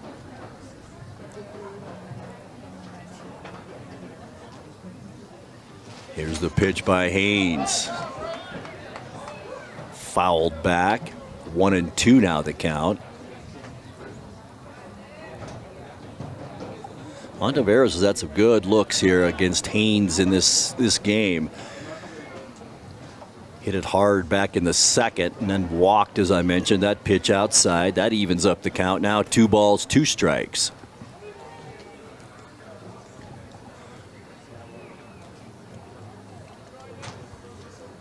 Here's the pitch inside. Full count now, 3 balls, 2 strikes. Nobody out here, top of the 5th inning. Raiden Haynes has been on the mound this whole way for the Panthers. Little blooper to 2nd, easy throw over to Toughness at 1st, and that is out number 1.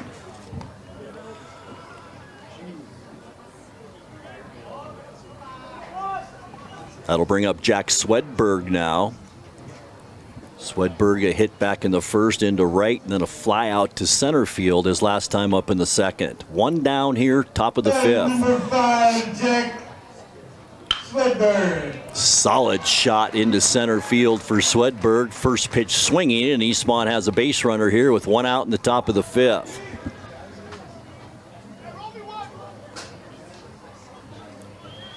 Brings up big Ryan Walt. Grounded out to second base. Made it to first base on a throwing error and then made it all the way to second. It's a routine ground ball, and he, made it to second base. Has a chance now to advance the runner here as the Wildcats down 10-5. First pitch, a little bit high from Haynes, and it's 1-0. Swedberg some speed on first base. Ball just got away from Butler. He wanted that quick snap throw down to first with Swedberg kind of leaning towards second. Just lost the handle on it. 2-0 the count. 2 balls, no strikes to Ryan Walt. Here's the pitch by Haynes. A little bit low, and now it's 3-0.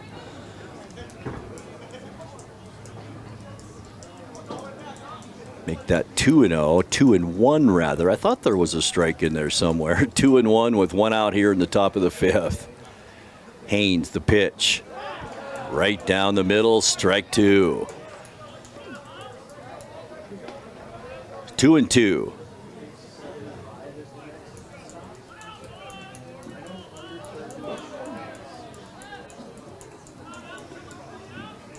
Haynes checks the runner, Swedberg at first, gets the sign from Butler. Here's the pitch, sharply hit down second base. And the second baseman couldn't play it there. That's Nolan Godfrey. And Eastmont now with runners at first and second. I think that'll be ruled an error as well. That means Walt has reached base twice in this game, both on errors. That'll bring up Manny Barrios, the catcher. A hit into left field in the 2nd, flew out to center field in the 3rd inning. But boy, has the chance to really help his team here with 1 out and 2 on. Little dribbler down to third base, but I think it went off his foot. Ooh, that hurts too, especially on kind of a chilly night. You're gonna have to walk that off a little bit. Right on the inside of the foot, and that does hurt. 0-1 the count to the Eastmont catcher, Manny Barrios.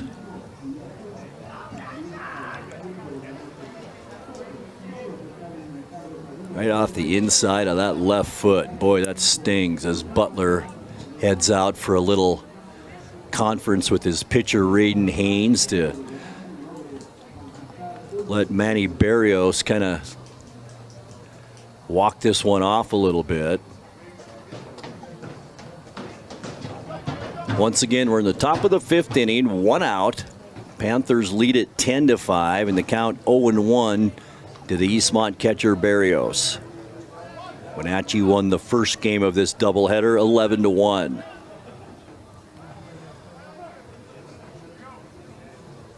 Here's the pitch by Haynes. Curveball misses inside. Evens up the count. 1 ball, 1 strike.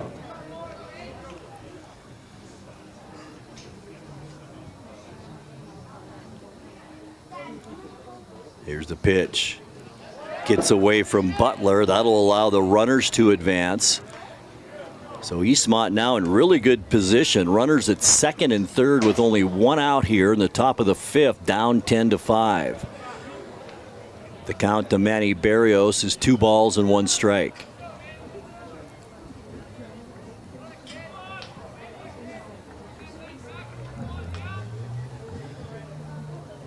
Here's Haynes with the pitch, swing and a miss.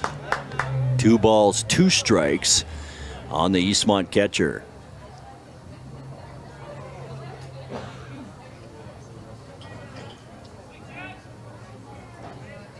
Here's the pitch. Outside, takes the count full, 3 balls, 2 strikes.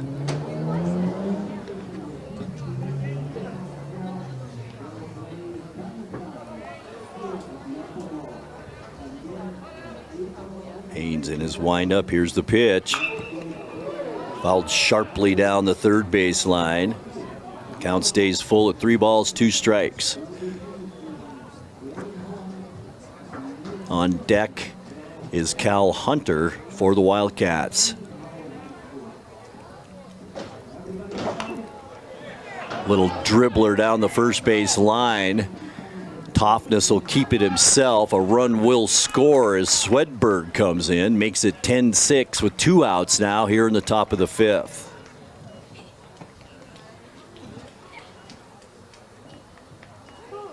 So now it's Cal Hunter to the plate. Reached on an error in the 2nd inning. Also struck out his last time up in the 3rd.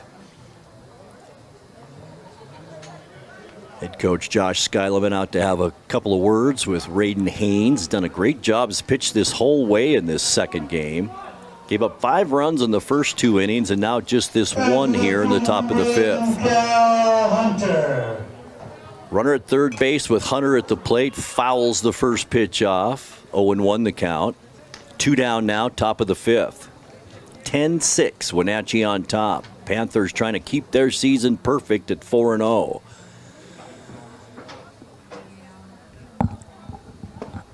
The pitch low this time. Evens up the count. 1 ball, 1 strike. Ryan Walt down at 3rd base.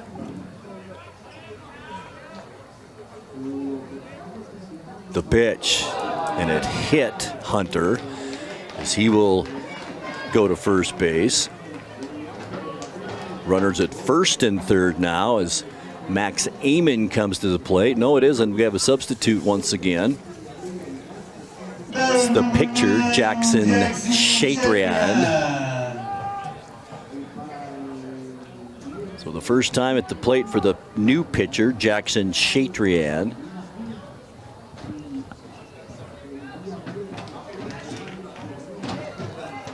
Has a chance to get another run or 2 in here for Eastmont. At least 1 run with the base hit. 2 down.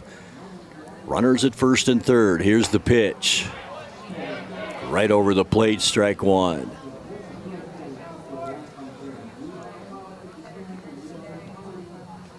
Shatrian, the 6th batter for the Wildcats here in the top of the 5th.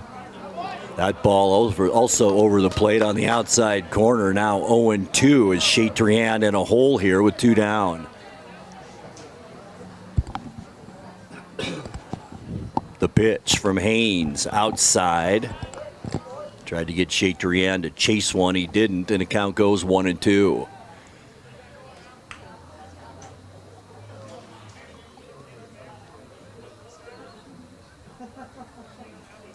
Haynes looks in. Here's the pitch. Outside, 2-2.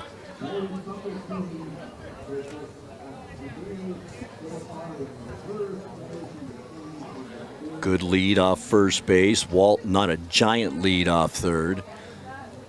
Haynes brings it right over the plate. Strike 3, and that ends the inning. So the Wildcats get a hit and a run here in the top of the 5th. As we go to the bottom of the 5th, it's Wenatchee 10 and Eastmont 6. Back in 60 seconds.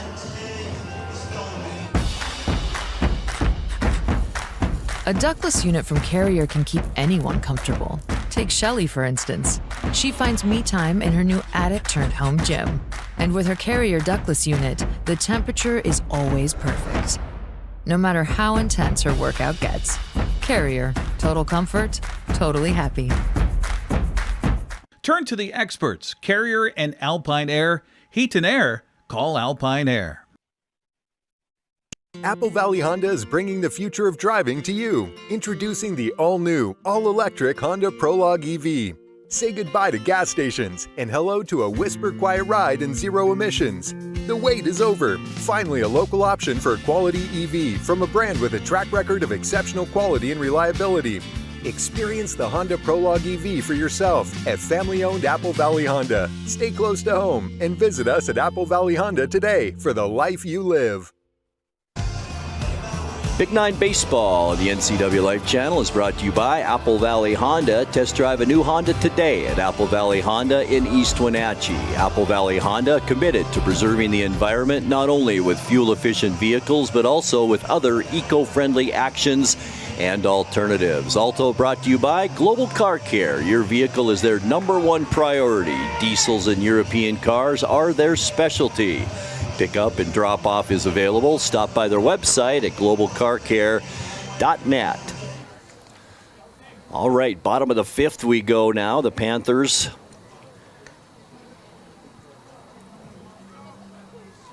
leading it 10-6. Batting pitcher number 16, Raiden Haynes will lead things off for the Panthers here in the bottom of the 5th.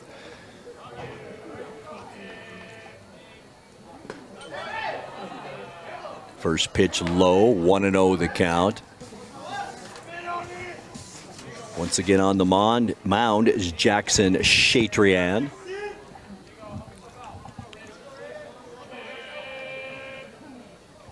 Looks in, that ball's fouled off as well. 1-2 the count. I should say it's even, 1 ball, 1 strike now. Nobody out, just underway, bottom of the 5th. Swing and a miss. Foul tip, so 1-2 the count. 1 ball, 2 strikes.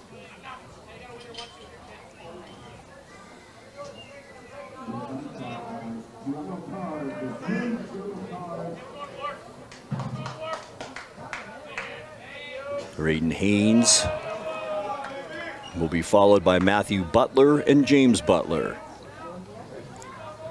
2 balls, 2 strikes. To the pitcher, Raiden Haynes. See if he stays in there into the 6th inning. Pitch is inside by Chatrian. That makes the count full. 3 balls, 2 strikes.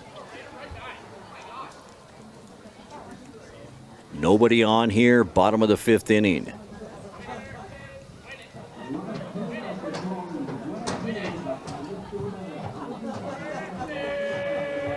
Chatrian looks in. Here's the pitch, way outside and wild, and that's a walk for Raiden Haynes to start off this bottom of the 5th.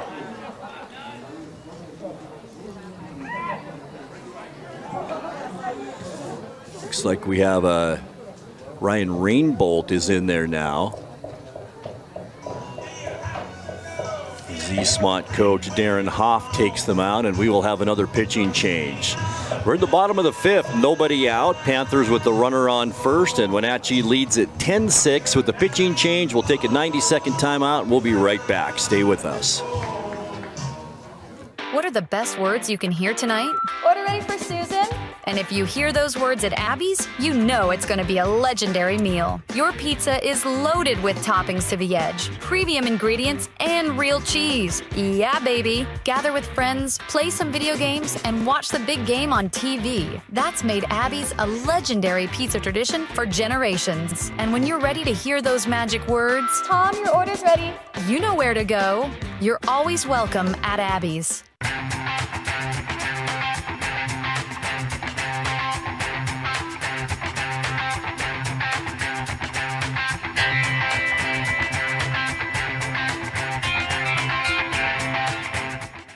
Hey, hon, would you run this around to the wash rack? Oh, okay.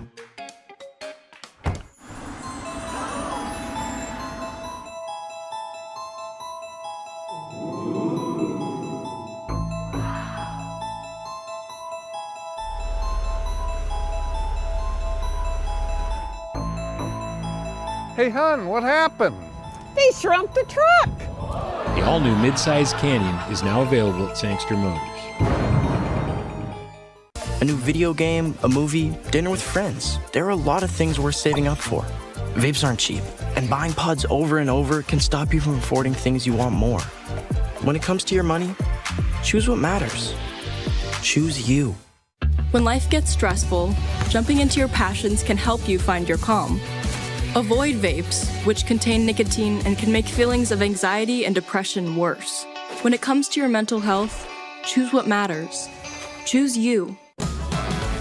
All right, new pitcher on for Eastmont, Ryan Rainbolt, also up to the plate. He will take the place of Matthew Butler in the lineup. It looks like to me that it's Isaac Ontiveros in to pitch for the Eastmont Wildcats. Ontiveros, the righty, first pitch with some heat inside, and it just grazes Rainbolt, so he will be hit by a pitch and go to first base. 2 on for the Panthers now, bottom of the 5th, nobody out. Brings up the catcher, James Butler. 2 out of 3 so far tonight. A hit into center, a hit into left, and a fly out to left field in the 3rd. Good game so far tonight for Butler. Could do some more damage here right now. Ontiveros. And he hits Butler on his first pitch. So the Panthers have the bases loaded now with nobody out. And Brock Toffness to the plate. Toffness 1 of 3. Did get a hit into left field back in the 3rd inning. So the Panthers poised to do some more damage here in the bottom of the 5th with a 10-6 lead. Toffness will be followed by Ryan Branham and Thomas Ivey. Here's the pitch, hit sharply into center field. Catch is made, the runner tags at 3rd, he'll score. And the Panthers lead at 11-6. As the pinch runner, Isaiah Rydell, comes in to score.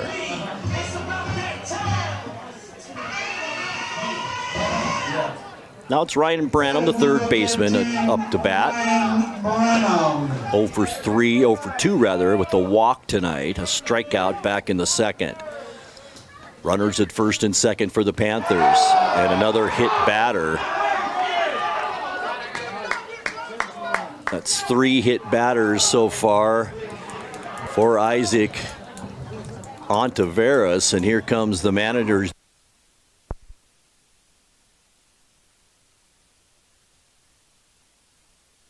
and we're going to have another pitching change, and we will take another 90-second timeout. Stay with us. Hi, folks. Welcome to Save Mart. How can we help you today? We're looking for a recliner. Okay, right this way. Go ahead and move this chase on the other side. You can lift this up. Time warranty. Great. I want that one. I like that one. That's a great choice. And I want this one as well. Okay. And I definitely want this one. You'll find it at Save Mart. Full service at a low, low price. Können Sie mir das Problem sagen? Meinen Zylinder überschwingt. Flute, ich habe mein Fugen verloren. Keine Sorge. Global Car Care. We speak your car's language. Fragen schließen. you? Well, I got a leaky transmission, my head gasket's shot, and I could use some new brake pads. That dog don't hunt. Global Car Care. We speak your car or truck's language. We are back at Rec Park. Grant Olson with you as another pitching change is made by head coach Darren Hoff. Ryan Walt is in now to pitch for the Wildcats. Isaac Onaveras hit 3 batters and walked a batter in his timeout. So that forced Hoff to make this pitching change to big Ryan Walt. We mentioned him earlier. He's been playing first base tonight for the Wildcats. He's a big one, a sophomore, 6'2", 250-pounder. Boy, he's got his work cut out for him. 1 out, and the Panthers have the bases loaded in the bottom of the 5th, leading it 11-6.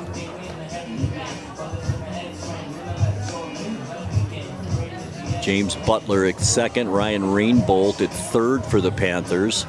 And Ryan Branham, who was just hit by a pitch, is on at first.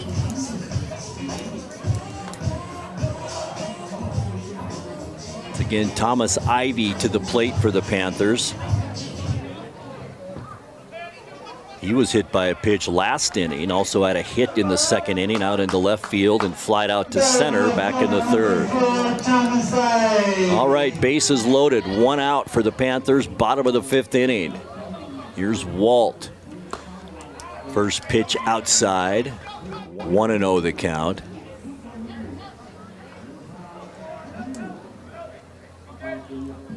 Wildcats, I think they have plenty of offensive firepower, just need to get this pitching shored up a little bit as they make their way through this season. A wild pitch, Rainbolt won't score from third though.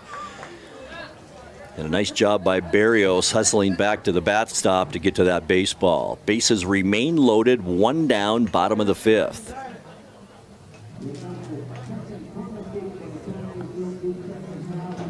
The 4th pitcher in this game 2 for Eastmont. Ivy steps back in. Once again, bases loaded for the Panthers. Here's Walt with the pitch. Low and in the dirt, 2-0 the count. Make that 3-0 the count now. As the Wildcats in jeopardy of walking in a run here to make it 12-6.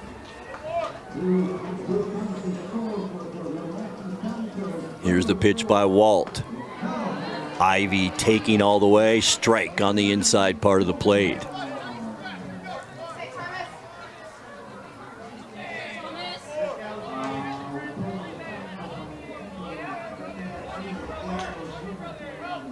The 3-1 pitch, swing and a miss by Ivy as the count goes full now. 3 balls, 2 strikes. Lots of activity around this area tonight. Also girls soccer going on just across the way over at the Apple Bowl. Here's the full count pitch now from Walt. High and outside, Ivy walks, a run comes in as Rainbolt trots in, and it's 11-6 now Panthers. That'll bring up Nolan Godfrey, who walked back in the 4th inning. Bases remain loaded for Wenatchee. Ryan Walt the pitch. Just misses outside. Oh, that is a strike. Late call, and it's 0-1 now on Nolan Godfrey.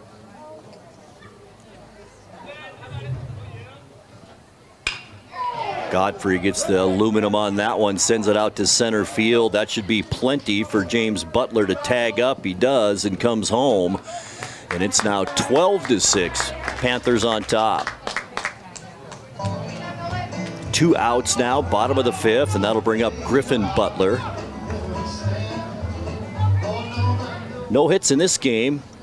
3 for 3 in game number 1, including 5 RBIs for the sophomore. He flew out to center field in the 2nd and walked twice, that is, in the 4th inning as the Panthers brought up 12 batters in that 4th inning.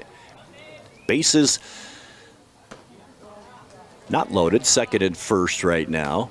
12-6 our score, 2 outs, bottom of the 5th. Ryan Walt on the mound for Eastmont. At bat, Griffin Butler for the Panthers. The pitch by Walt inside. Takes the count to 2-0. Panthers will go back to the top of the order, and Owen Irvin on deck.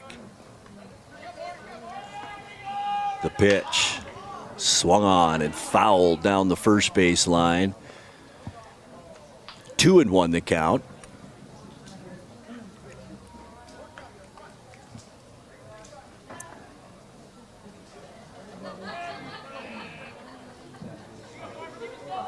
Thomas Ivy at first base. Ryan Branham at second.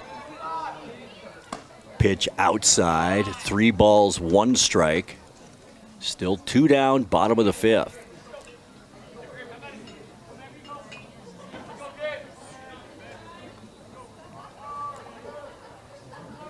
Walt looks in, gets the sign from Berrios, delivers. Swung on, foul this time into the Panther dugout. And we'll do it all again, full count, 3 balls, 2 strikes.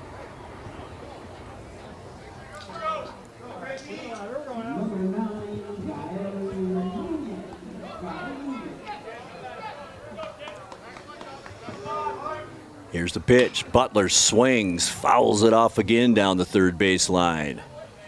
Runners will go back. Once again, Branham at second, Thomas Ivy at first. We've had 2 walks and 3 hit batters in this inning alone. And that's allowed the Panthers to get a couple of more runs here in the bottom of the 5th inning. The pitch, pop up into the infield. No problem for the second baseman, and that is out number 3 rather, and that'll end the 5th inning. As we go to the 6th, it's Wenatchee here in the second game. The Panthers 12 and the Wildcats 6. The 6th inning coming your way in 60 seconds. There's no place like home, because home is where we're totally comfortable. It's where we can be ourselves and let our guards down. It's where we make memories, and we're always imagining new ways to keep it totally comfortable. Carrier, total comfort, totally happy. Turn to the experts, Carrier and Alpine Air. Heat and air, call Alpine Air.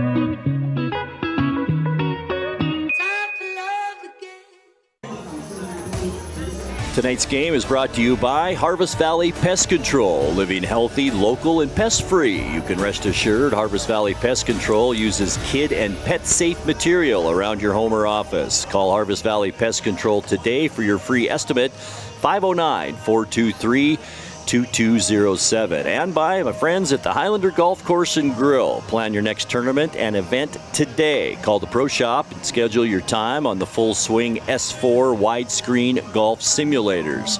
Give them a call at 509-884-4653. All right, a 12-6 our score as we head to the top of the 6th inning. Panthers, a new pitcher out there. I think it's the first lefty we've seen out there tonight, and it's number 3, Caden Fisher for the Panthers. Fisher, only a freshman. Unbelievable. We're seeing a freshman out there pitching tonight against Eastmont. Caden Fisher. First batter will be Valente Berrios.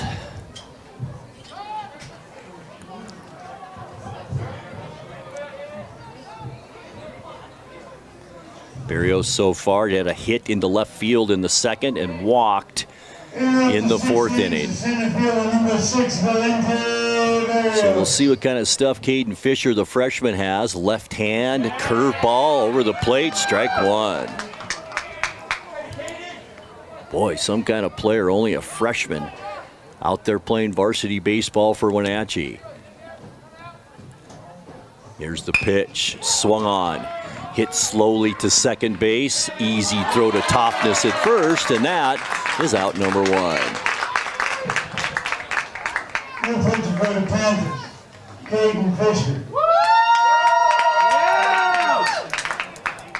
Tice Llewellyn up next for the Wildcats.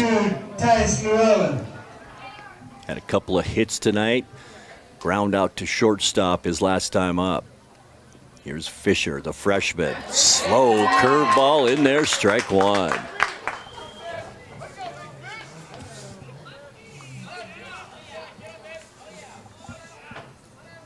Oh, and 1 the count. 1 down here, top of the 6th. Here's the pitch by Fisher. Lobs it in there, hits the ground. 1-1 the count. Not a lot of velocity on these pitches, but it looks like a lot of movement for only a freshman. Llewellyn the batter. Here's the pitch. Just misses that outside corner. Boy, the Panther fans wanted that call. The umpire says low and a little outside. To Tice Llewellyn with 1 down. Fisher. Swing and a miss. And it's 2-2.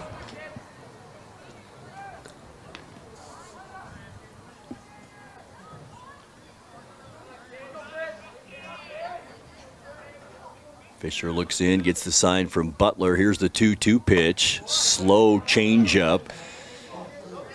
And that makes the count full. 3 balls, 2 strikes.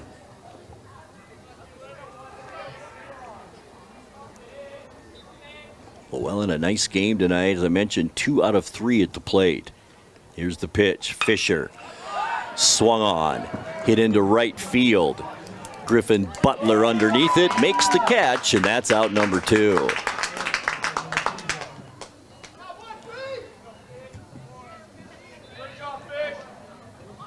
That'll bring up Bodie Yale now, the right-handed hitter, facing the lefty. Had a double back in the first inning. Fielder's choice in the second and flew out to center field in the 4th. Here's the pitch from Fisher. Took something off that one. Yale swung through it, and that's strike 1. Great stuff from this freshman, Caden Fisher. Here's the second pitch to Yale. This one's outside. Evens up the count. 1 ball, 1 strike.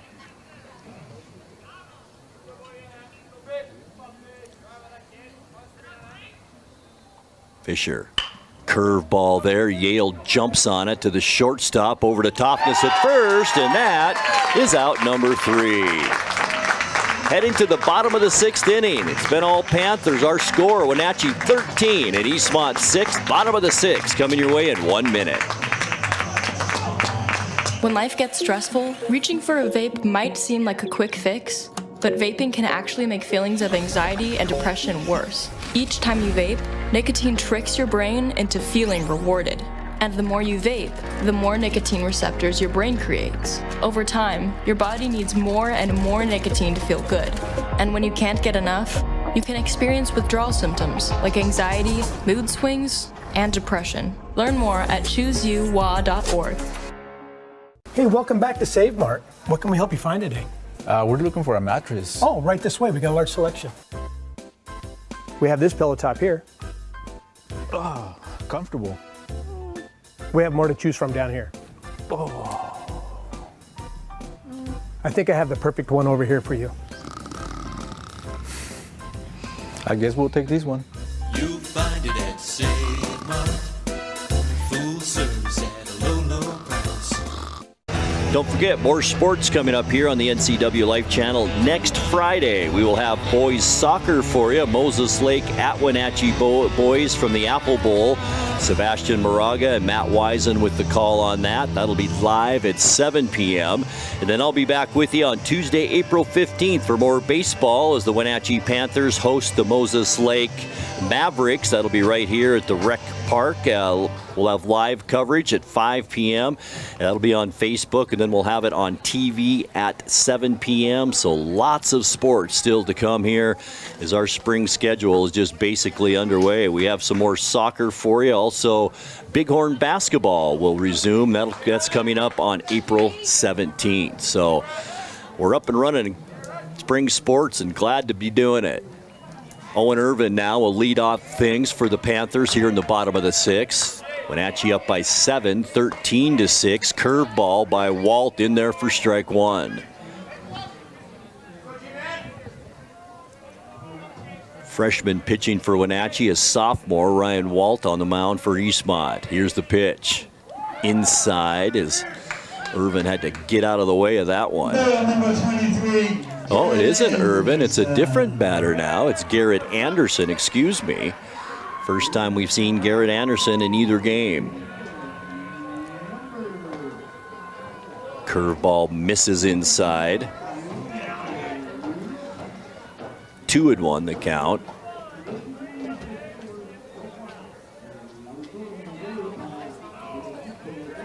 Here's the 2-1 pitch.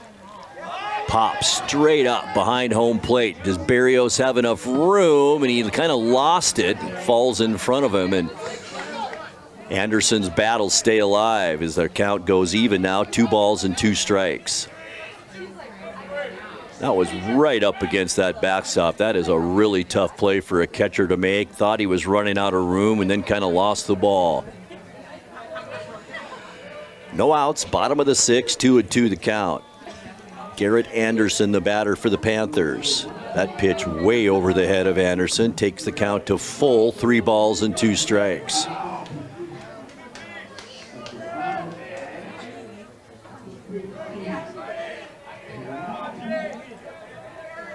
Here's the 3-2 pitch. Outside, ball 4. And Anderson will get a leadoff walk here in the bottom of the sixth. Caden Fisher now, the freshman who just came in to pitch, will hit. First time we've seen the freshman at the plate. Sophomore against freshman here. 1 on for the Panthers. That pitch outside, 1-0 the count.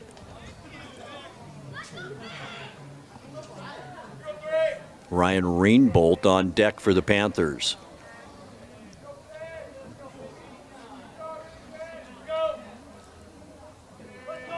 Walt on the mound. Here's the pitch. Outside and in the dirt. Runner goes to second. He's not going to get there as he is called out. That's Garrett Anderson. So that'll be out number 1 here on the Panthers with the 2-0 count to the batter, Caden Fisher.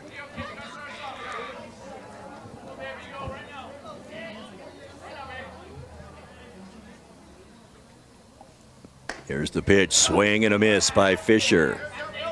2-1 the count. 1 down, bottom of the sixth. The pitch, way outside. 3-1 the count. Bases empty here for the Panthers.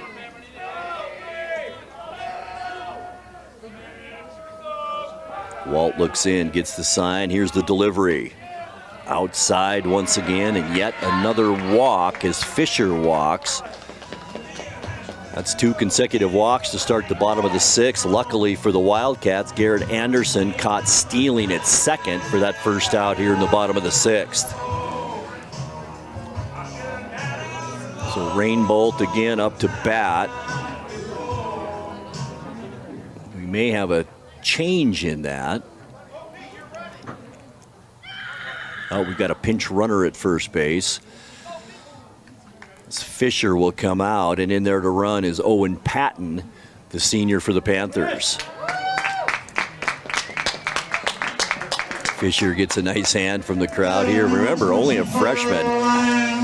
Most likely going to be some kind of player here for the Panthers. All right, here's Rainbolt. Runner at first base is Patton. First pitch outside.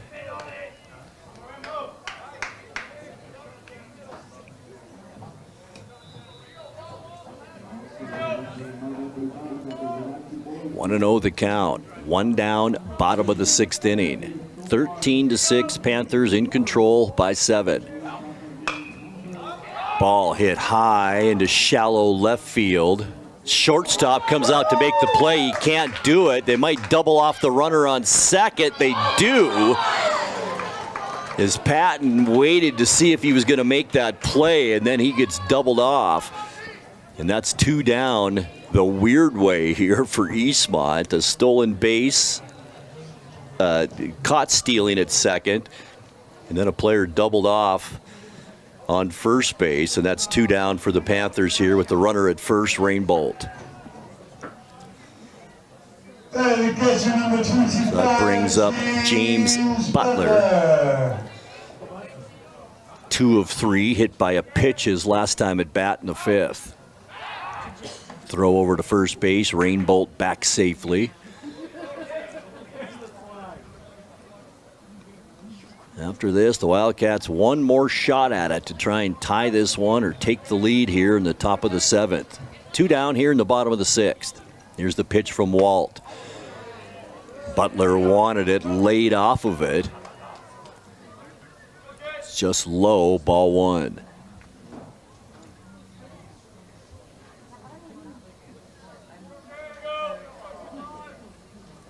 Once again, Rainbolt, the runner at first. 1-0 count on James Butler. Here's the pitch, the swing, fouled over the right side. Down the first base line, evens up the count. 1 ball, 1 strike.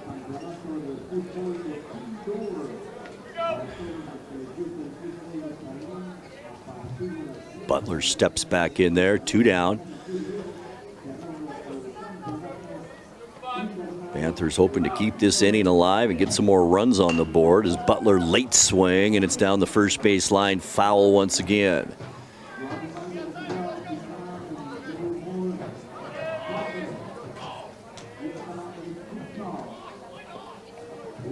Fourth pitcher, Ryan Walt, in the lineup for Eastmont here in game number 2.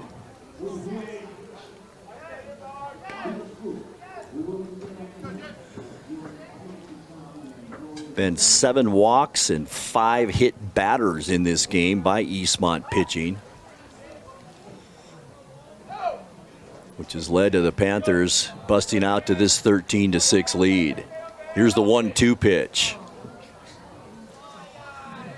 And it hits Butler, and he will take first base. So Butler, 2 consecutive innings, 2 innings hit by a pitch. And Panthers have runners at first and second with Brock Toughness now to bat. Struck out in the first, got a hit into left field in the 3rd, reached on an error in the 4th, and then flew out to center field last inning in the 5th. And we are going to have yet another pitching change for the Eastmont Wildcats as Ryan Walt heads to the dugout, and we'll take another 90-second timeout. Our score, bottom of the 6th inning, 2 outs. It's Wenatchee 13 and Eastmont 6. We're back with you again in 60 seconds. Stay with us. The agents of Kennedy Real Estate Group are committed to providing the ideal client experience. We believe in the power of relationships. Why? Because we don't just work here, we live here. From the nonprofits we serve, the parks where we play, and the local businesses we support, our team understands the value of living in the Wenatchee Valley. Let's begin your real estate story. Your piece of land demands the very best equipment. Kubota equipment. The #1 selling compact tractor in the U.S. With professional grade mowers, versatile sidekick utility vehicles, and compact tractors that get it done right. All backed by unmatched dealer support. Talk to your dealer today to schedule a demo.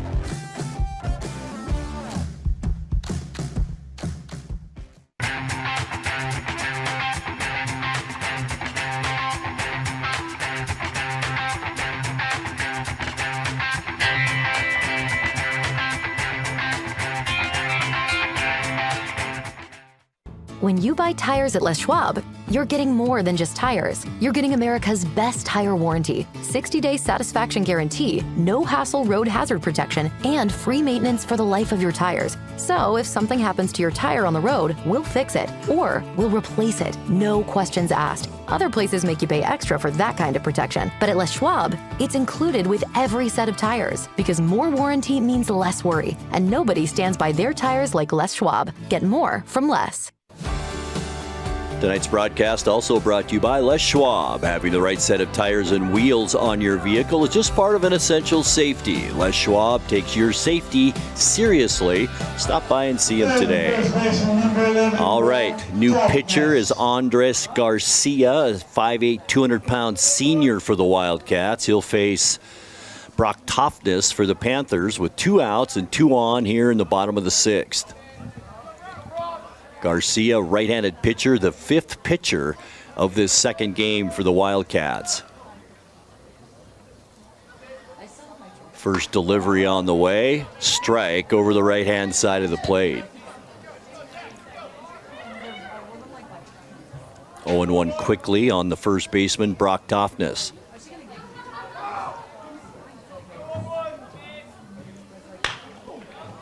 Ball's hit sharply into left field. Rainbolt rounds third. We may have a play this time at the plate. Throw is offline. The runners advance to second and third.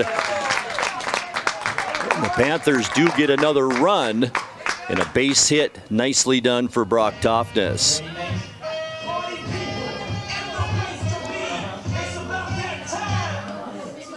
That'll bring up Ryan Branham now for the Panthers. Branham, the third baseman. He walked, was hit by a pitch, struck out, flew out into left field back in the 3rd inning. 14-6 our score. Runners at second and third for the Panthers. 2 outs with Branham at the plate. Curveball outside by Garcia. 1-0 the count.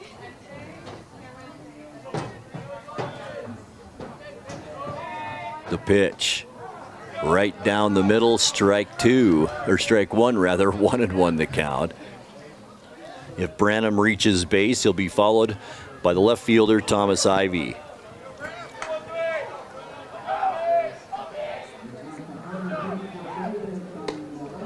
High on that pitch, 2-1 the count.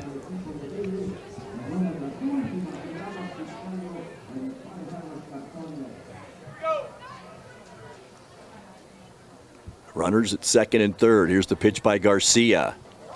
Curveball right over the middle. Evens up the count. Two balls and 2 strikes.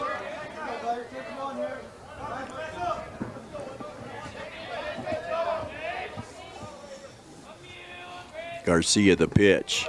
In the dirt. That'll take the count full. 3 balls, 2 strikes.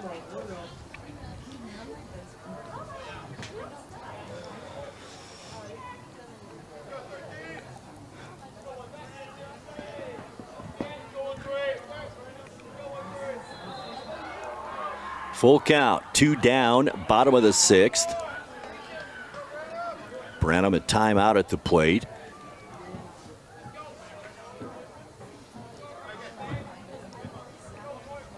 Garcia looks in. Here's the pitch. Swung on and fouled off down the third base line. Count remains full at 3 balls and 2 strikes.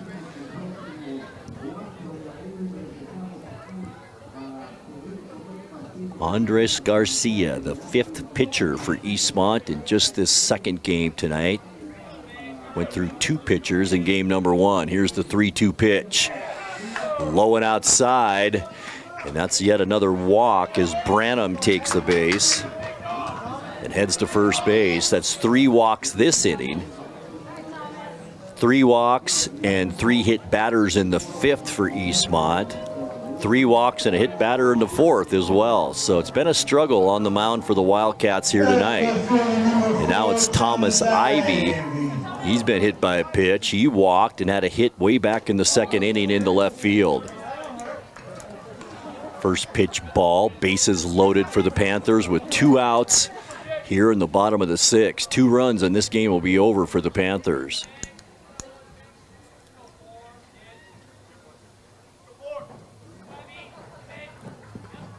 Ball in the dirt as well, low and outside.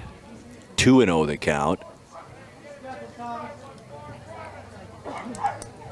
If Ivy should reach, he'll be followed by Nolan Godfrey.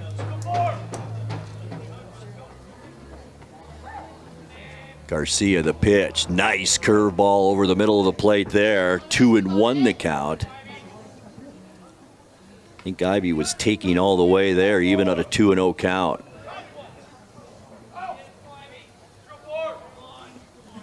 Garcia set to deliver. Here's the pitch. Sidearm, outside corner strike. Throw down to second. Evens up her count at 2 balls and 2 strikes.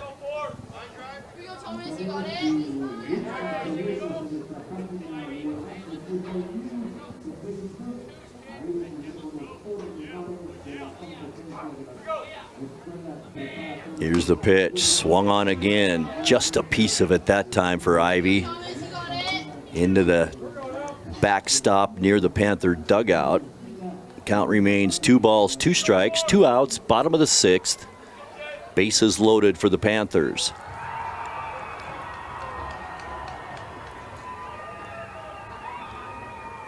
Garcia looks in. Here's the pitch. Outside, full count again, 3-2.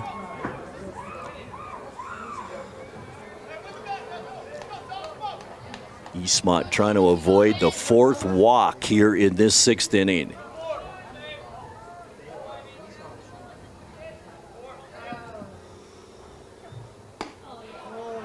Runners go on a full count, another walk, and another run scores.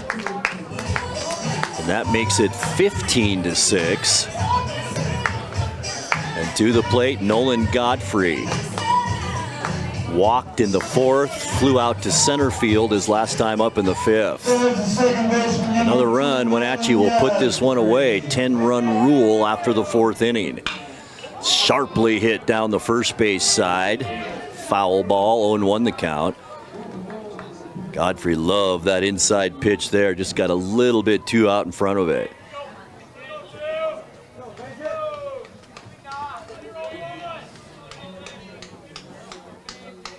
Here's Garcia's pitch.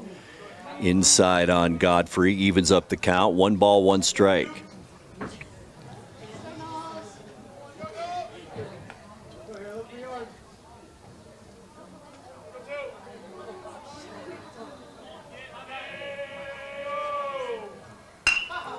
Ball is hit by Godfrey into the left field. The second baseman grabs it, throws to first, can't get it.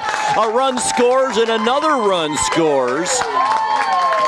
And that'll do it for this one. That makes it 17-6. The Panthers win it in game number 2 of our doubleheader. We will take a 60-second timeout. We'll come back and wrap things up from Rec Park right after this. Vape companies have a history of targeting teens. Now, they've been caught red-handed marketing to minors in Washington state and forced to pay millions in a major lawsuit. When it comes to your health, choose what matters. Choose you. Nicotine in vapes can increase feelings of anxiety and depression. Though quitting isn't always easy, it's a great way to care for your mental health. When you're ready to take control of your well-being, choose the Tomorrow Health app. It's free for Washington teens and proven to work. Tacos Chava has something new. Customers at Tacos Chava say it's the best Mexican food around. Nachos, enchiladas, tortas, ensaladas, and introducing camarones in many styles. You'll love the fresh salsa bar with so much selection. Are you ready for Tacos Chava? Find them at 2 great locations, the Wenatchee Valley Mall and Eniac. Tacos Chava, tan delicioso.